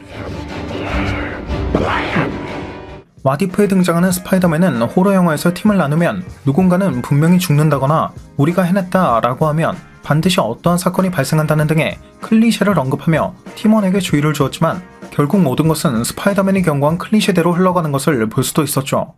Splitting up? Do you guys just not have horror movies in Wakanda? We should have stayed together. We did it! We really did it! No, don't jinx it! Doesn't anybody here watch horror movies? 또 이번 에피소드에선 1년 전 아이언맨이 스파이더맨에게 어벤져스에 들어올 것을 권유했지만 스파이더맨이 당시 이를 거절했고 이제는 어벤져스의 대부분이 사라졌다고 언급하는 장면을 통해 Last year, Mr. Stark asked me to join the Avengers. I turned him down, and now they're all gone. And I'm still here. 원작에서의 모습과는 달리 아이언맨이 스파이더맨을 회유하기 위해 메이 숙모를 이용하지 않았다는 것을 알 수 있어 Don't tell Aunt May. Alright, Spider-Man. 해당 세계관의 스파이더맨은 어벤져스 소속이 아니었다는 것을 알 수도 있었고 Doctor Strange. Oh, you're using your made-up names. I'm Spider-Man then. 스파이더맨이 앤트맨도 어벤져스였다는 것을 미처 생각하지 못했다는 식으로 언급하고 있는 장면은 I'm so sorry. I forgot. You are an Avenger. 원작에서도 다른 어벤져스에 비해 그 인지도가 떨어지는 편인 앤트맨의 모습을 개그 요소로 사용하고 있는 것을 유추해 볼 수도 있었죠. Did you get that? That's good. You want to grab one with me? I'm Ant-Man. 그리고 앤트맨이 와스프가 내 목숨을 구한 것이 두 번째라고 언급한 것은 That's twice she saved me. 이번 에피소드에서 보여주었던 활약은 물론이고 원작에선 바다에 빠져 죽을 뻔했던 자신을 구해주었던 것을 의미하고 있다는 것을 Hey! 에피소드의 초반 배너 박사가 와스프에게 당신은 대체 누구냐고 물었던 것은 Who are you? 원작에선 2015년 5월 어벤져스를 떠났던 헐크가 2018년 5월이 되어서야 지구로 돌아올 수 있었던 탓에 2015년 7월부터 그 본격적인 활동을 시작한 와스프와는 마주칠 일이 없었기 때문이었음을 레비테이션 망토를 두르고 있는 앤트맨이 외친 건 해리포터에 등장하는 레비테이션 마법의 주문이었음을 앤트맨과 블랙팬서 그리고 스파이더맨이 와칸다를 향하기 위해 탑승한 비행기는 원작에선 캡틴 마블에 등장한 적이 있는 프로젝트 페가수스의 쿼드젯이었음을 에보니모의 대사는 원작에서도 등장한 적이 있는 에보니모 나름의 명대사였음을 Hear me and rejoice. Hear me and rejoice. 배너 박사는 좀비에게 잡아먹히는 입장임에도 불구하고 자신이 비건임을 어필하는 약간은 황당한 개그 포인트를 발견할 수도 있었습니다. I'm big. 또 이번 에피소드에는 스타로드가 된 트찰라에 이어 체드윅 보스만이 직접 그 더빙을 진행한 블랙팬서의 모습을 다시 한번 볼 수도 있었는데 에피소드의 마지막 부분 그가 우리 문화권에선 죽음이 끝을 의미하지 않는다. 우리가 그들을 잊지 않는 이상 그들은 우리와 언제나 함께할 것이다 라는 내용을 언급한 것은 블랙팬서의 명장면을 오마주하는 것임과 동시에 체드윅 보스만 그 자체를 오마주하는 것이기도 했다는 점을 유추해 볼 수도 있는 부분이었죠. My culture, death is not the end. They are still with us, as long as we do not forget them. In my culture, death is not the end. 아무튼 이번에 공개된 왓이프의 5번째 에피소드는 어느덧 시즌1의 중반부를 훌쩍 넘어선 것을 확인할 수 있었는데 앞서 해당 유니버스의 종말을 몰고 왔던 타락한 버전의 닥스는 예고편을 통해 다른 멀티버스 혹은 다른 타임라인에 존재하고 있던 캡틴 카터와 만남이 예상되고 있는 상황이지만 이번 에피소드의 마지막 부분엔 좀비가 된 타노스가 스냅을 할 것이라는 또 하나의 대형 이벤트가 예고되었다는 점 등을 고려해본다면 이러한 각각의 유니버스에서 발생한 다양한 이벤트에서 살아남은 히어로들은 아마도 시즌1의 마지막화 혹은 아예 시즌2가 되어서야 만나게 될 확률도 고려해볼 수 있지 않을까 싶습니다.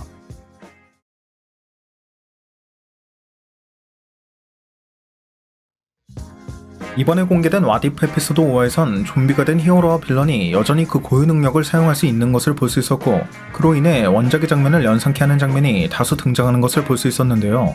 먼저 좀비가 된 웡의 머리가 잘리는 장면은 인피니티 워 당시 웡이 블랙 오더 중 한 명의 손목을 잘랐던 것과 동일한 것을 확인할 수 있었고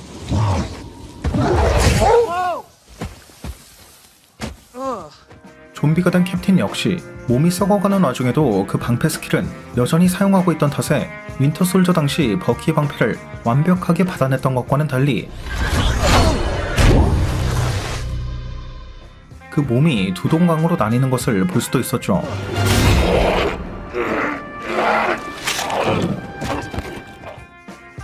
특히 이처럼 버키가 좀비가 된 스티브를 상대하고 있는 장소가 기차란 점이나 버키가 스티브의 방패를 처음으로 사용했던 장소 역시 기차였다는 점을 고려해본다면 이는 마치 퍼스트 어벤져 당시 스티브가 버키를 잃어야만 했던 것을 역설적으로 오마주한 장면이라는 것을 느낄 수 있었고 버키가 좀비가 된 스티브를 죽이면 안겼던 대사 역시 Sorry, pal. Guess this is the end of the line. 윈터 솔저 당시 그가 스티브에게 남겼던 대사이자 I'm with you to the end of the line, pal. 먼 훗날 스티브가 이에 대한 대답을 하기도 했었던 대사였음을 알 수도 있었습니다. Because I'm with you to the end of the line. 게다가 이런 왓이프의 좀비 에피소드는 원작 코믹스에서도 큰 인기를 끌었던 시리즈였기 때문인지 이번 왓이프에는 원작 코믹스의 모습처럼 한쪽 다리가 절단된 상태의 블랙팬서가 등장하는 것을 볼 수도 있었고요. Who did this to you? We don't have much time. We have to run. Now. 또 배너가 너흰 이제 다 죽었다 라고 언급하고 있는 장면의 대사와 배경곡은 Tony? Oh boy, are you guys screwed. 인피니티 워 당시와 동일한 것을 배너와 스파이더맨이 마인드 스톤을 맨손으로 잡을 수 있었던 것은 비전이 이를 제거하는 과정에서 일정 부분의 비브라늄 파츠를 남겨두어 해당 파츠를 잡고 있는 것이었기 때문이었음을 배너는 스파이더맨의 오리엔테이션 영상을 통해 좀비 아포칼립스를 대비하기 위해선 피부의 노출 면적을 줄이는 것이 유리한 만큼 긴팔을 권고한다는 내용을 보고도 Step 1, long sleeve. 마지막 순간까지 민소매 티셔츠만을 고집하는 모습을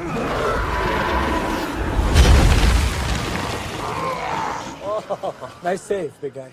왓이프의 스파이더맨이 아이언맨으로부터 어벤져스의 멤버가 될 것을 제안받았지만 이를 거절했다라고 언급하는 장면은 Last year, Mr. Stark asked me to join the Avengers. I turned him down, and now they're all gone. And I'm still here. 실제로 홈커밍 당시에도 아이언맨의 제안을 거절했던 모습을 오마주했다는 것을 알 수도 있었죠. I'd rather just stay on the ground for a little while. Friendly neighborhood Spider-Man. 참고로 이번 에피소드에선 양자 영역에 존재하고 있던 바이러스로 인해 좀비 아포칼립스가 시작되었다는 식으로 언급되고 있는 것을 볼 수 있었는데 개인적으로는 앞서 로키의 수많은 분석 영상을 통해 TVA가 양자 영역 속에 존재한다는 식으로 언급했던 적이 있다는 점이나 예고편을 통해 향후 타락한 닥스와 캡틴 카터가 만날 것이 확인되었다는 점, 또 앞서 공개되었던 장면 중에는 왓이프의 세계관이 각기 다른 멀티버스가 아닌 마치 하나의 유니버스에 속해 있는 타임라인으로부터 그 가지를 치기 시작한 각기 다른 타임라인의 이야기를 그리고 있다는 식으로 묘사되고 있는 것을 보면 양자 영역 속에 존재하고 있던 TVA가 템패드를 이용해 여러 타임라인을 자유롭게 오갈 수 있었던 것처럼 앞으로 공개될 왓이프의 에피소드에서도 이러한 양자 영역을 통해 다른 타임라인의 히어로와 빌런, 즉 타락한 닥스와 캡틴 카터 등이 만나게 될 확률도 고려해볼 수 있지 않을까 싶기도 하네요.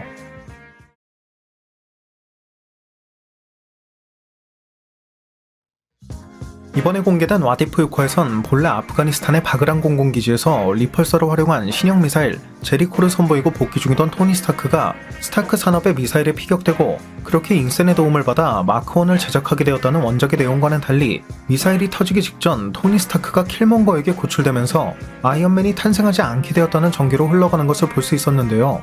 Without Tony Stark's fateful capture in Afghanistan, the age of Iron Man would never come to pass.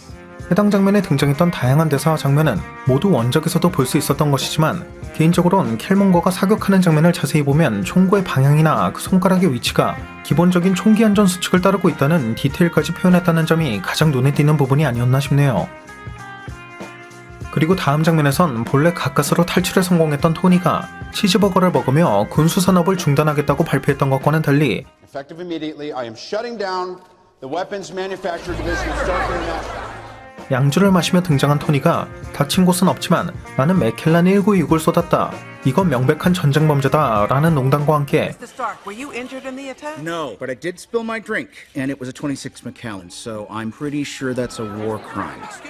군수 산업을 더욱 강력하게 발전시키겠다라는 원작과는 정반대의 생각을 갖게 된 것을 볼 수 있었고 I realized we have to do better, build bigger, and fight better for them. 원작에선 텐링저와의 안거래는 물론이고 토니의 암살까지 사주했던 오베디아가 킬몬거의 폭로 덕분에 즉각 제거되면서 그가 맡고 있던 스타크 산업의 CEO는 킬몬거가 차지하게 되는 것을 볼 수도 있었죠. I want you by my side 24/7 as my new COO.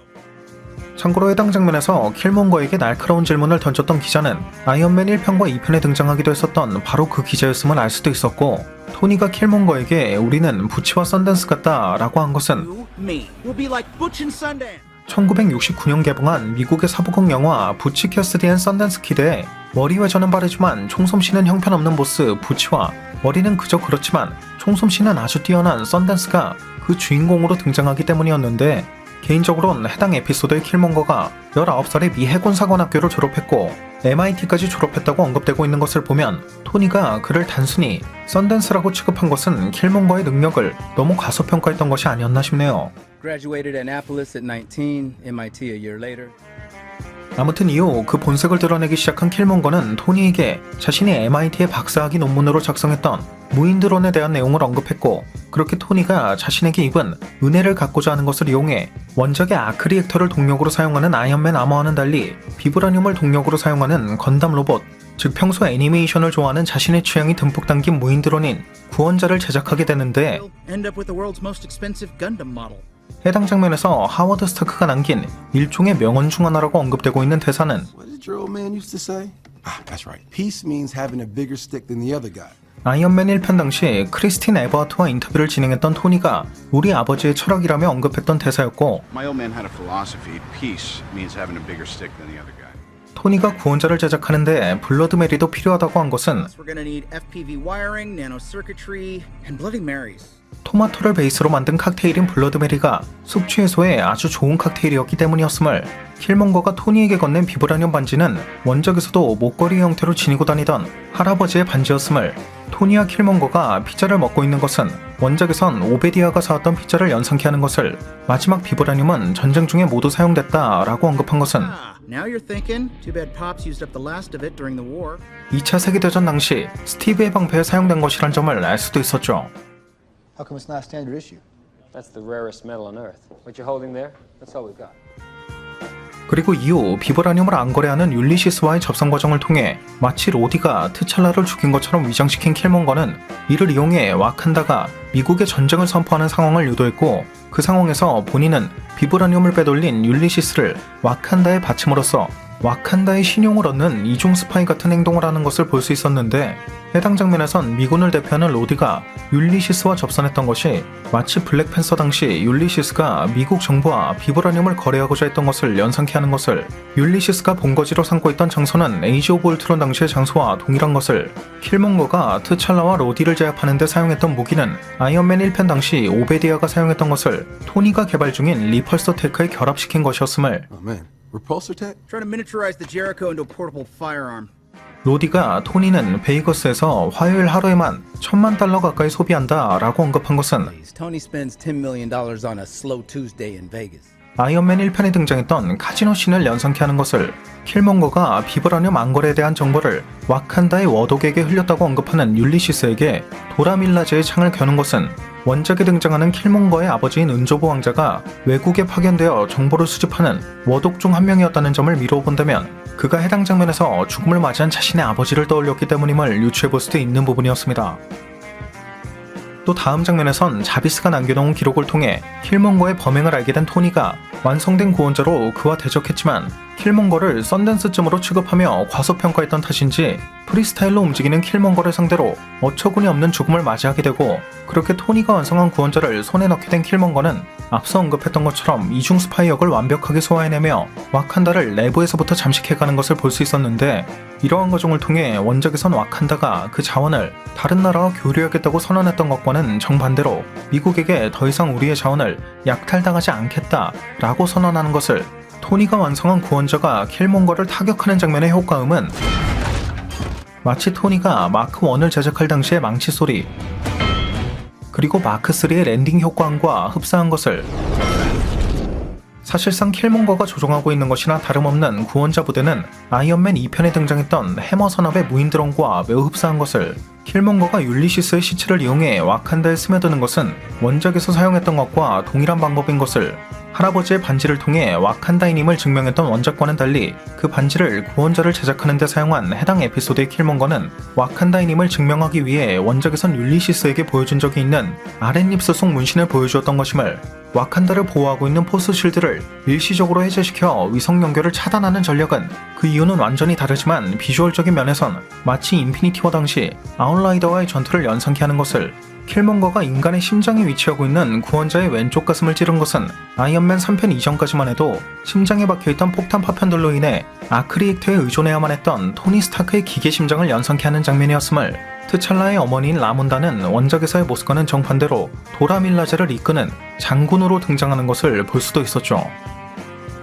또 이후 와칸다의 완전한 신임을 얻게 된 킬먼거는 하트 오브까지 복용하게 되면서 제2의 블랙팬서가 된 것을 볼 수 있었고, 오직 당신만이 토니 스타크의 복수를 할 수 있다 라는 슬로건을 내세우고 있는 미국에선 아프리카 부근에 위치한 와칸다를 타격하기 위해 모든 구축함의 제리코 미사일을 장전한 채로 아프리카 해안을 탐색 중인 것을 볼 수도 있어 미국은 여전히 와칸다와의 전쟁을 포기하지 않았다는 것을 알 수 있었는데, 해당 에피소드의 마지막 장면엔 자비스의 데이터를 복구해 모든 사건의 진실을 알게 된 슈리가 페퍼를 도와 해당 사건을 해결하고자 하는 듯한 장면이 등장한 것을 보면 다음 에피소드에선 이러한 슈리와 페퍼가 미국과 와칸다 간의 전쟁을 막는 데 있어 아주 중요한 역할을 하게 될 것임을 예상해 볼 수 있었습니다. 참고로 해당 장면의 장소는 아이언맨 1편 당시 오베디아가 사용했던 집무실과 그 인테리어가 거의 완벽하게 일치한다는 점을 미루어 본다면, 해당 에피소드에선 일찌감치 그 자리에서 쫓겨난 오베디아 대신 페퍼가 해당 집무실을 사용하고 있던 것을 유추해 볼 수도 있었는데, 현재 이러한 와디프의 에피소드는 총 4화만을 남겨두고 있다는 점을 고려해 본다면 앞선 분석 영상에서 언급했듯이 이러한 각각의 에피소드의 결말은 모두 시즌2로 이어지게 될 것을 예상해 볼 수 있을 것 같네요.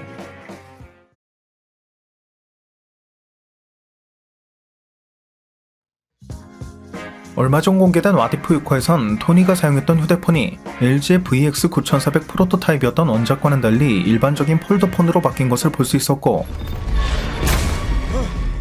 원작에선 킬먼거가 죽음을 맞이했던 장소인 바셴가 언덕에서 되려 트차카의 신임을 얻어 제2대 블랙팬서가 된 것을 볼 수도 있었죠. 또 해당 에피소드에서 애니메이션을 좋아한다고 언급하기도 한 킬먼거는 그 역을 맡고 있는 배우 마이클 B 조던 역시 실제로 애니메이션의 광팬이기도 한 것을 보면 해당 멘트는 일종의 배우 개그였음을 알 수 있었는데, 덕분인지 킬먼거가 입고 있는 유니폼도 드래곤볼의 베지터를 연상시키는 것을 확인할 수 있었습니다. 그리고 이후 로디가 킬먼거의 학력에 대해 언급한 것은 마찬가지로 원작에서도 언급된 적이 있는 부분이었음을, Graduated Annapolis at 19, MIT a year later. Graduated Annapolis age 19, MIT for grad school. 율리시스가 와칸다인을 보고 야만스럽다고 언급한 건 역시 원작에서도 볼 수 있었던 대사였음을 알 수 있었고, Where did you get this weapon? You savages didn't deserve it. 트찰라의 관에 적혀있는 문구는 와칸다 포에버였음을 알 수 있어 이후 와칸다 포에버라는 타이틀로 개봉할 예정인 블랙팬서 2편에도 해당 문구와 동일한 것이 등장할 것임을 예상해 볼 수도 있었죠.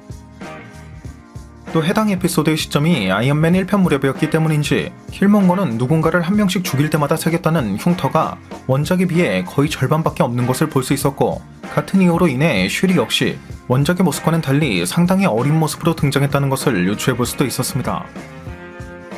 그리고 토니가 자비스를 이용해 킬먼거의 범행을 알 수 있었던 것은 아이언맨 3편에 등장했던 방법과 동일한 것이었음을, 토니가 손목에 차고 있던 팔찌는 어벤져스에서 마크 7의 호출용으로 사용했던 바로 그 팔찌였음을 알 수도 있었고요.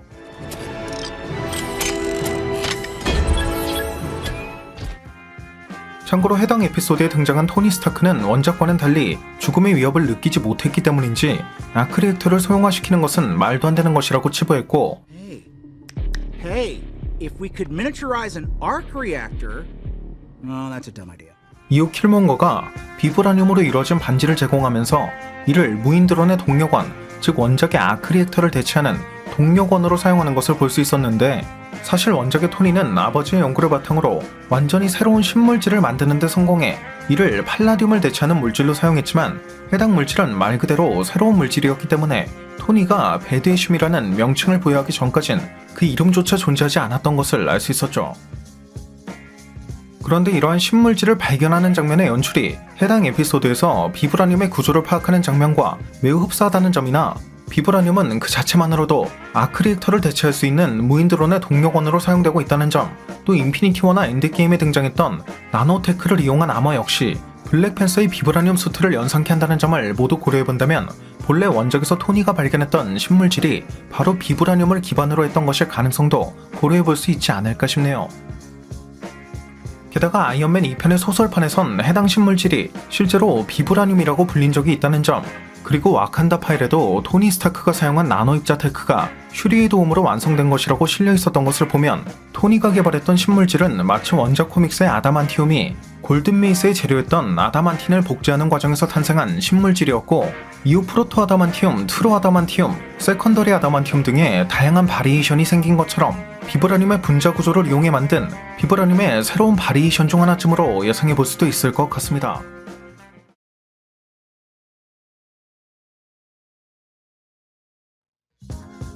이번에 공개된 와디프 7화에선 본래 오딘에게 입양되어 자신이 서리고인족이었다는 것을 알지 못한 채로 성장했던 원작의 로키와는 달리 오딘이 어린 로키를 라우페이에게 돌려주게 되면서 로키가 아스가르드의 왕자가 아닌 완벽한 서리고인족의 왕자로 성장한 것을 볼 수 있었고, 덕분에 로키의 여러 장난을 겪을 필요가 없었던 토르는 외동아들로 자라며 다소 철없는 모습으로 성장한 것을 볼 수 있었는데요. So I went to pick up the snake to admire it, and he transformed back into himself when he was like, "Yeah, it's me!" And he stabbed me. We were 8 at the time. 이처럼 오딘이 로키를 입양하지 않게 되면서 본래 원작에선 로키로 인해 갑작스러운 오딘 슬립에 빠지게 되었던 오딘 역시 정상적인 오딘 슬립에 빠지게 된 것을 볼 수 있었죠.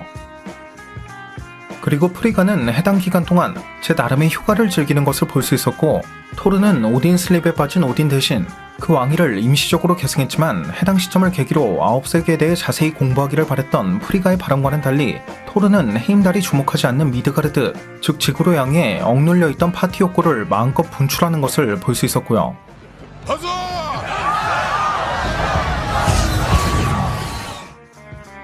한편 원작에선 기상현상을 연구하고 있던 제인이 뉴멕시코의 폭풍 속에서 토르의 존재에 대해 우연히 알게 되었고, 이후 같은 현상을 관찰했던 쉴드에 의해 그 연구 데이터를 모두 빼앗겼다는 정교와는 달리 해당 에피소드에선 그녀가 토르의 접근을 미리 감지하고 있었고, 심지어 해당 데이터에 대한 내용을 쉴드에 먼저 보고하는 것을 볼 수도 있었는데, I need to talk to the director of S.H.I.E.L.D. because if my data is correct, I believe an alien invasion is imminent and... Hello? 이러한 장면에 등장한 도표는 원작과 매우 흡사한 것을 볼 수 있었고, 토르가 그 술은 모두 마시려고 해도 마실 수 없는 마법이 걸려있다 라고 한 것은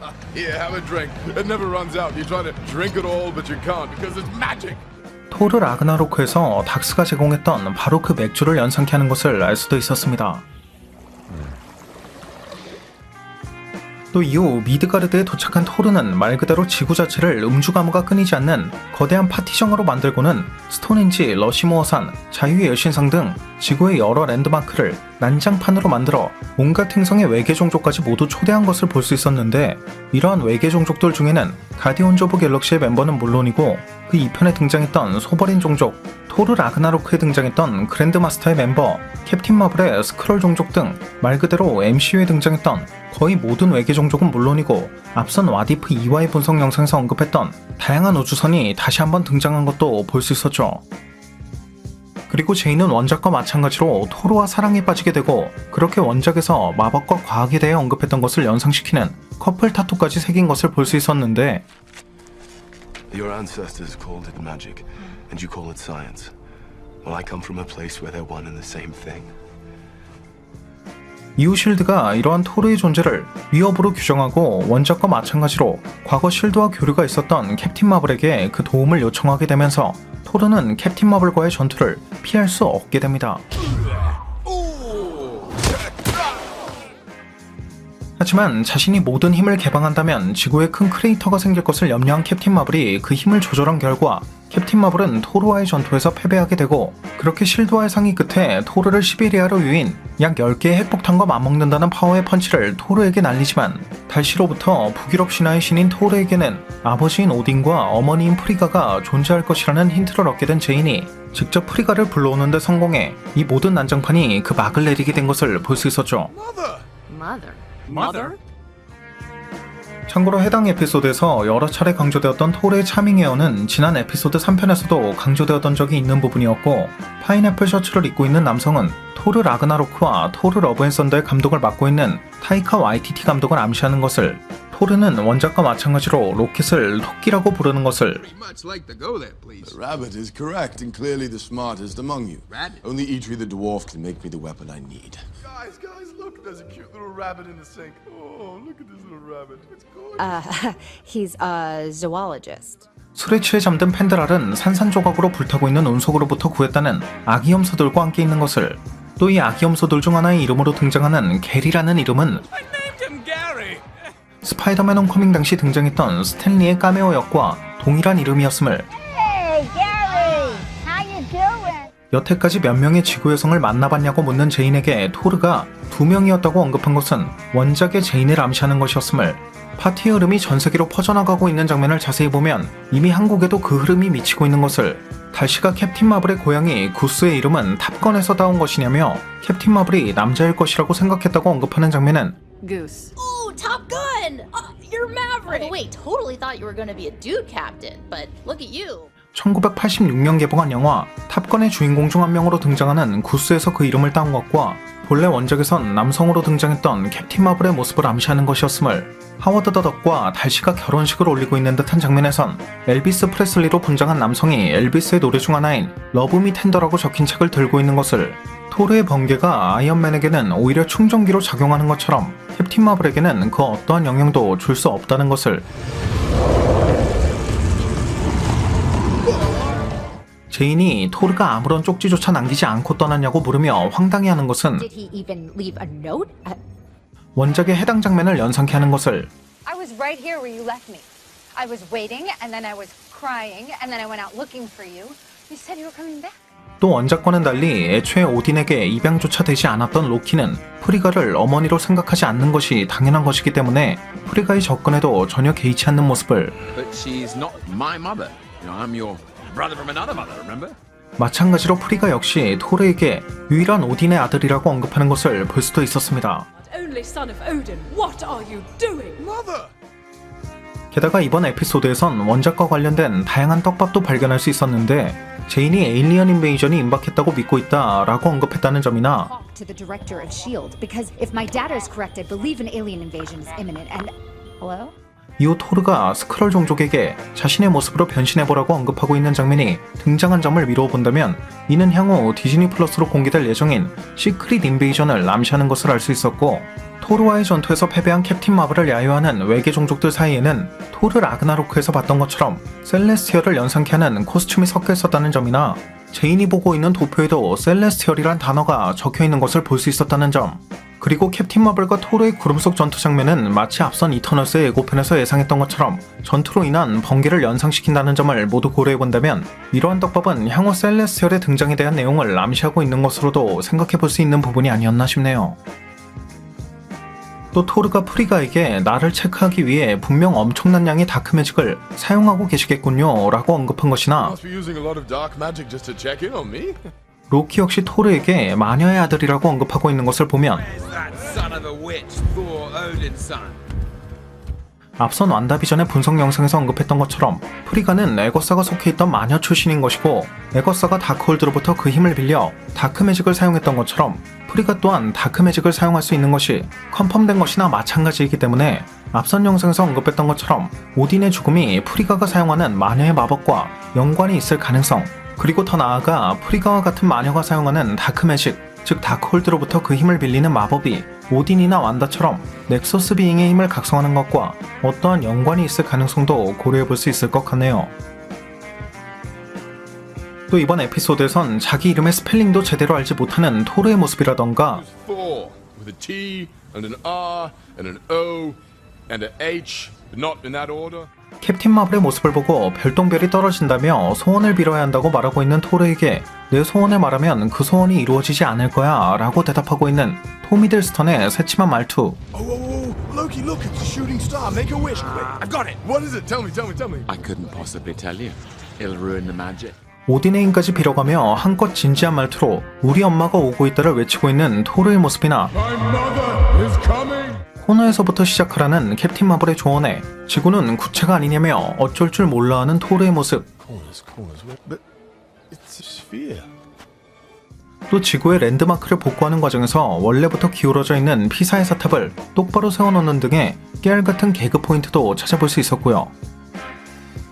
그리고 이번 에피소드의 마지막 장면엔 총 6개의 인피니티 스톤을 모두 장착한 비전이 울트론이 되어 토르가 존재하고 있는 유니버스를 침공한 것을 확인할 수 있었고, 예고편에선 이번 에피소드와 동일한 타투를 하고 있는 토르가 지난 에피소드에 등장했던 적이 있는 캡틴 카터와 스타로드가 된 블랙팬서 등과 한 팀을 이루고 있는 모습, 그리고 타락한 닥스와도 한 팀을 이루고 있는 모습, 또 마찬가지로 앞선 에피소드에 등장한 적이 있는 좀비에 대해 언급하는 모습, 즉 앞선 에피소드에 등장했던 히어로와 스토리가 모두 합쳐진 듯한 장면을 볼 수 있었는데 이번 에피소드에선 와처가 이러한 울트론의 접근을 전혀 눈치채지 못하고 있었던 것을 볼 수 있어 Wait, what? 이는 앞선 에피소드에서 타락한 닥스와 직접 대화까지 나누었던 와처의 모습처럼 모든 것을 볼 수 있지만 무개입의 원칙을 지키고자 하는 와처의 완벽한 원칙주의가 조금씩 무너져가고 있는 것을 고려해본다면 남은 2개의 에피소드에선 이러한 와처가 해당 유니버스의 붕괴를 막기 위해 어느 정도의 개입을 하게 될 가능성도 조심스럽게 예상해볼 수 있지 않을까 싶기도 하네요.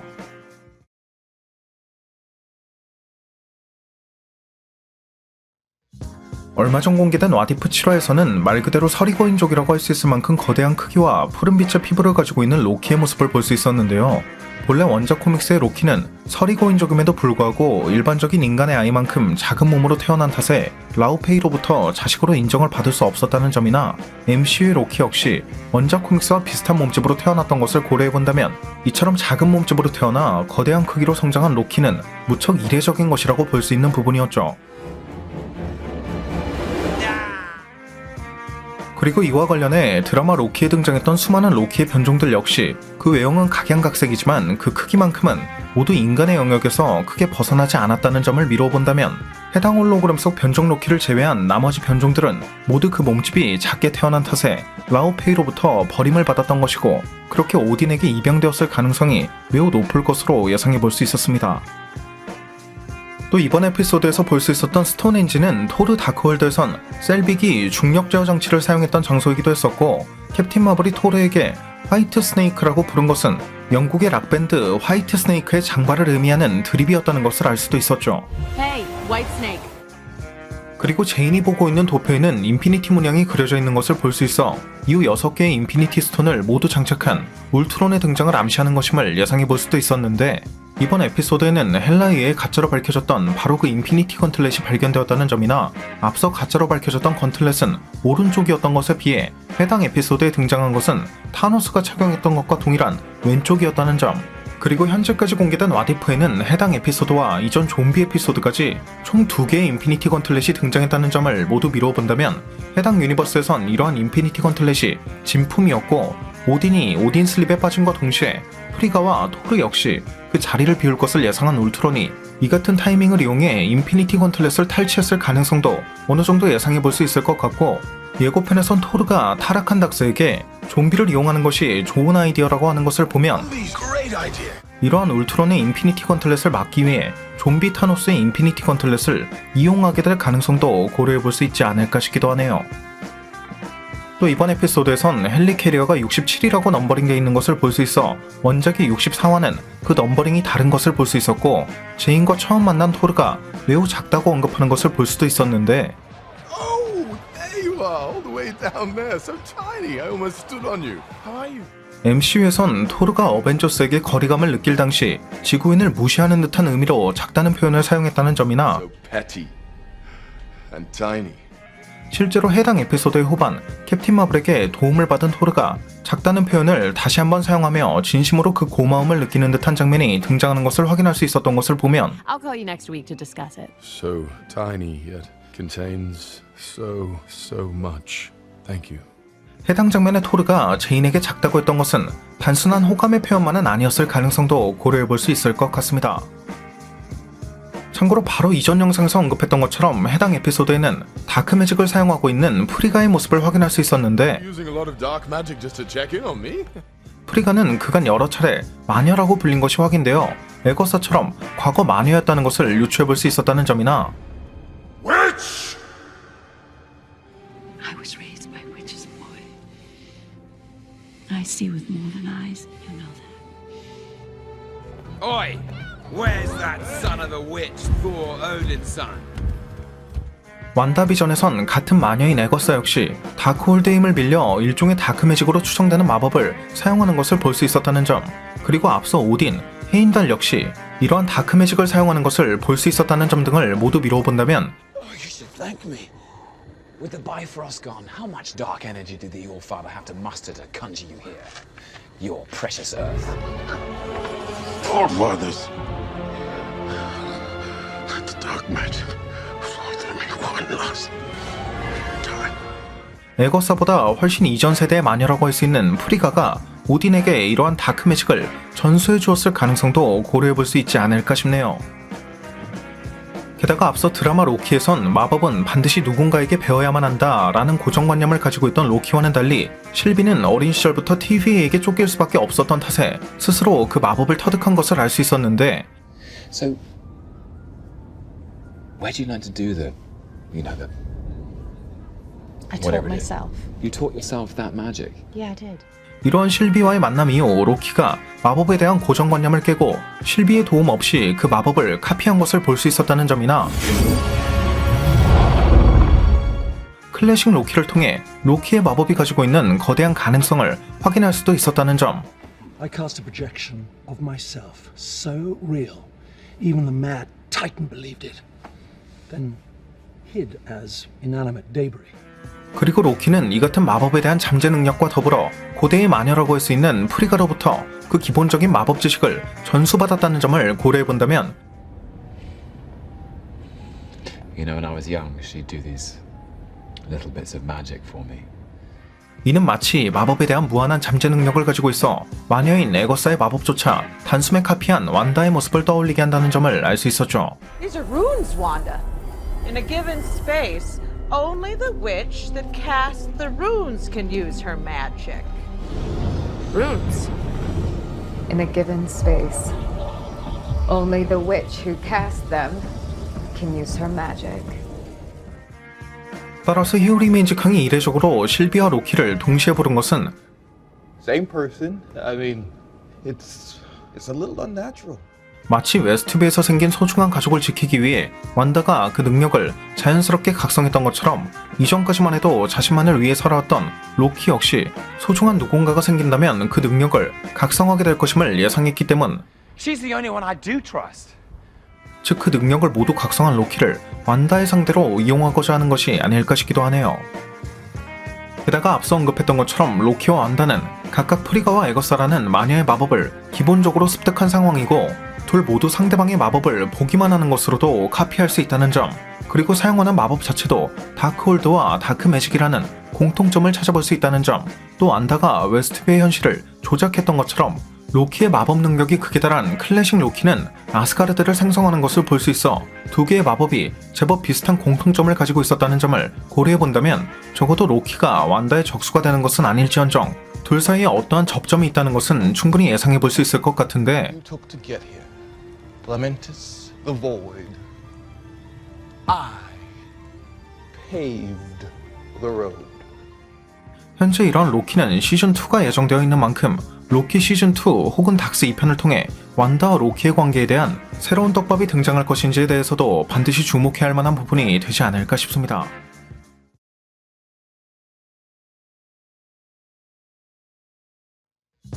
이번에 공개된 와디프 8화에선 앞서 예상했던 것처럼 멀티버스의 붕괴를 막기 위해 와처가 직접 타락한 닥스에게 그 도움을 청하며 무게입의 원칙을 깨고야 마는 것을 볼 수 있었는데요. I see now. I need your help. 와처가 이처럼 무게입의 원칙을 깰 수밖에 없었던 것은 6개의 인피니티 스톤을 모두 차지하게 된 울트론의 힘이 앞선 에피소드의 타락한 닥스처럼 와처의 존재를 인지할 수 있는 것은 물론이고 그가 존재하고 있는 멀티버스의 경계까지 허물 수 있을 정도로 커졌기 때문, 즉 멀티버스 전체의 운명을 위협할 수 있을 정도로 커졌기 때문이었죠.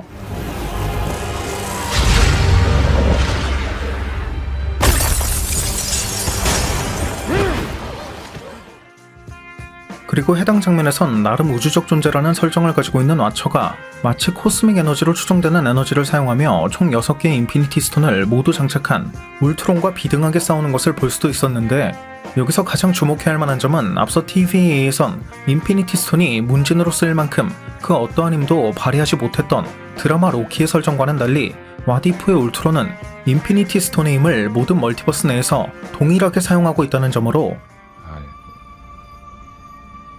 How do you have these? Oh, we actually got a lot of those. Yeah, some of the guys use them as paperweights. Oh no. I found you. I finally found you. 이 같은 내용을 미뤄본다면 TVA는 앞선 영상에서도 여러 차례 언급했던 것처럼 멀티버스의 개념 바깥에 존재하는 공간인 양자 영역에 존재할 가능성이 높을 것 같고, 원작 코믹스에선 정복자 캉이 본진으로 삼고 있는 크로노폴리스가 멀티버스의 개념 바깥에 존재하는 림보 차원에 존재한다는 식으로 등장하는 것을 보면 MCU에선 이러한 양자 영역이 림보 차원의 한 종류로 묘사될 가능성도 고려해볼 수 있지 않을까 싶기도 하네요. 게다가 이번 에피소드에선 모든 디지털 장치를 지배하고 있는 울트론을 상대하기 위해 아르님 졸라를 활용하는 장면, 즉 아날로그 방식을 활용하는 장면이 등장한 것을 보면 He's already taken over every program on the planet. Yes, every digital program. The one that I have in mind is a little more analog. 앞서 TVA 내부에 유독 아날로그 장치가 가득했던 건 역시 이러한 상황을 염두에 둔 히우 리메인즈 캉의 의도였던 것으로 예상해볼 수도 있을 것 같고요. I know it all. And I've seen it all.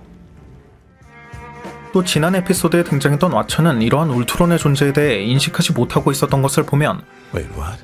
원작 코믹스에 등장하는 왓처들처럼 왓이프에 등장했던 왓처 역시 그 외모가 비슷할 뿐 한 명이 아니었던 것을 유추해볼 수 있어 왓처들 사이에도 각자 담당하는 구역이 다르다는 것을 알 수 있었는데, 해당 에피소드를 통해 멀티버스에 본격적으로 개입하게 된 왓처가 나는 자연적인 섭리에 개입하지 않을 것을 맹세했다 라고 언급한 것을 보면 Swore an oath. I cannot exert my will on the natural order of things. I cannot intervene. 그 맹세의 대상이 존재한다는 것을 유추해볼 수 있는 만큼 향후 시즌2의 왓이프에는 원작 코믹스에 등장하는 왓처의 리더인 더 원이 개입하게 될 가능성도 고려해볼 수 있지 않을까 싶네요.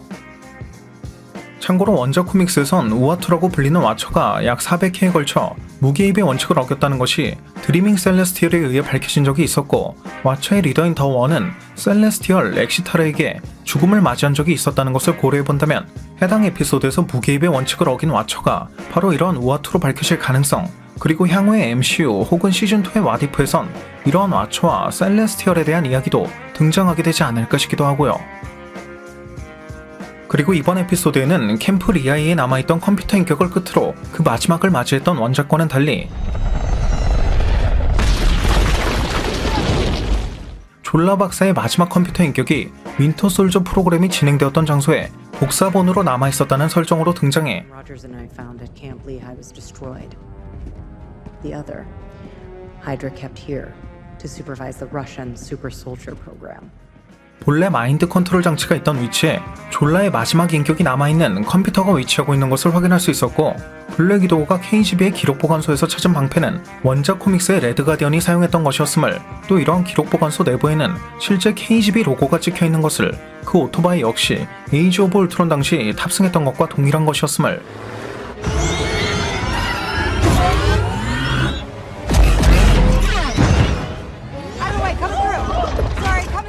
울트론의 육체가 담겨있는 크레이들에 적혀있는 유진 제네틱스는 원작에서도 헬렌조가 소장을 맡았던 생체조직 연구소의 이름과 동일한 것이었음을, 호크아이가 기계의술을 착용하고 있는 것은 옆구리에 총상을 맞은 그가 헬렌조의 인공조직 재생기술로 회복할 수 있었던 원작과는 달리 해당 에피소드에선 그가 팔에 총상을 입었지만 헬렌조의 도움을 받을 수 없었기 때문이었음을, 울트론이 전세계에 핵을 발사하는 데 사용한 네트워크실은 실제 에이지 오브 울트론 당시에도 등장한 적이 있는 노르웨이의 인터넷 시스템 오브 넥서스였음을, KGB의 기록 보관소에 도착한 호크아이가 영화 인디아나 존스 레이더스와 스타워즈 데스스타를 언급한 것은 Have you ever seen Raiders? The Lost Ark? Ever seen that? Sorry to break it to you, Nat. The Death Star plans are not in the main computer. 두 작품이 모두 해리슨 포드의 대표적이었다는 점을 미루어 본다면 해당 장면의 호크아이는 마치 자신을 해리슨 포드라고 생각하고 있다는 것을, 마찬가지로 캡틴 마블이 울트론을 보고 스카이넷의 속편은 필요 없다고 생각한다 라고 언급한 건 역시 Listen, Skynet. I've seen the Killer Robot movie and I gotta say, I really don't think it needs a sequel. 해당 상황이 터미네이터 시리즈에서 핵전쟁을 시작으로 인류를 멸망시키려고 했던 인공지능 슈퍼컴퓨터 스카이넷을 연상시킨다는 점을 의미하는 것을, 클린트가 나타샤를 구하기 위해 목숨을 바치는 것은 엔드게임의 명장면을 오마주한 것임을, 울트론이 파괴하고 있던 여러 멀티버스 중 스티브가 대통령이 된 것은 원작 코믹스에도 등장한 적이 있는 에피소드였음을, 여러 멀티버스 중에는 지난 에피소드에도 등장했던 타이카 와이티티 감독의 변종을 확인할 수도 있었음을, 마인드 스톤의 빔으로 인피니티 건틀렛을 녹이는 장면에선 같은 인피니티 스톤만은 그 어떠한 영향도 받지 않는 것을 확인할 수도 있었죠. 개인적으로는 이런 왓이프가 멀티버스 이야기를 집중적으로 다루고 있다는 점이나 왓이프의 각본을 맡고 있는 AC 브래들리 역시 MCU와 왓이프의 내용이 이어질 것이라고 언급했다는 점을 미뤄본다면 왓이프를 단순히 만약 이랬다면 어땠을까 라는 컨셉의 킬링타임용 애니메이션이라고 치부하는 것이 아닌 향후 MCU에 등장할 멀티버스 컨셉의 이해를 돕기 위한 멀티버스의 프리퀄 개념으로 봐야 하지 않을까 싶네요.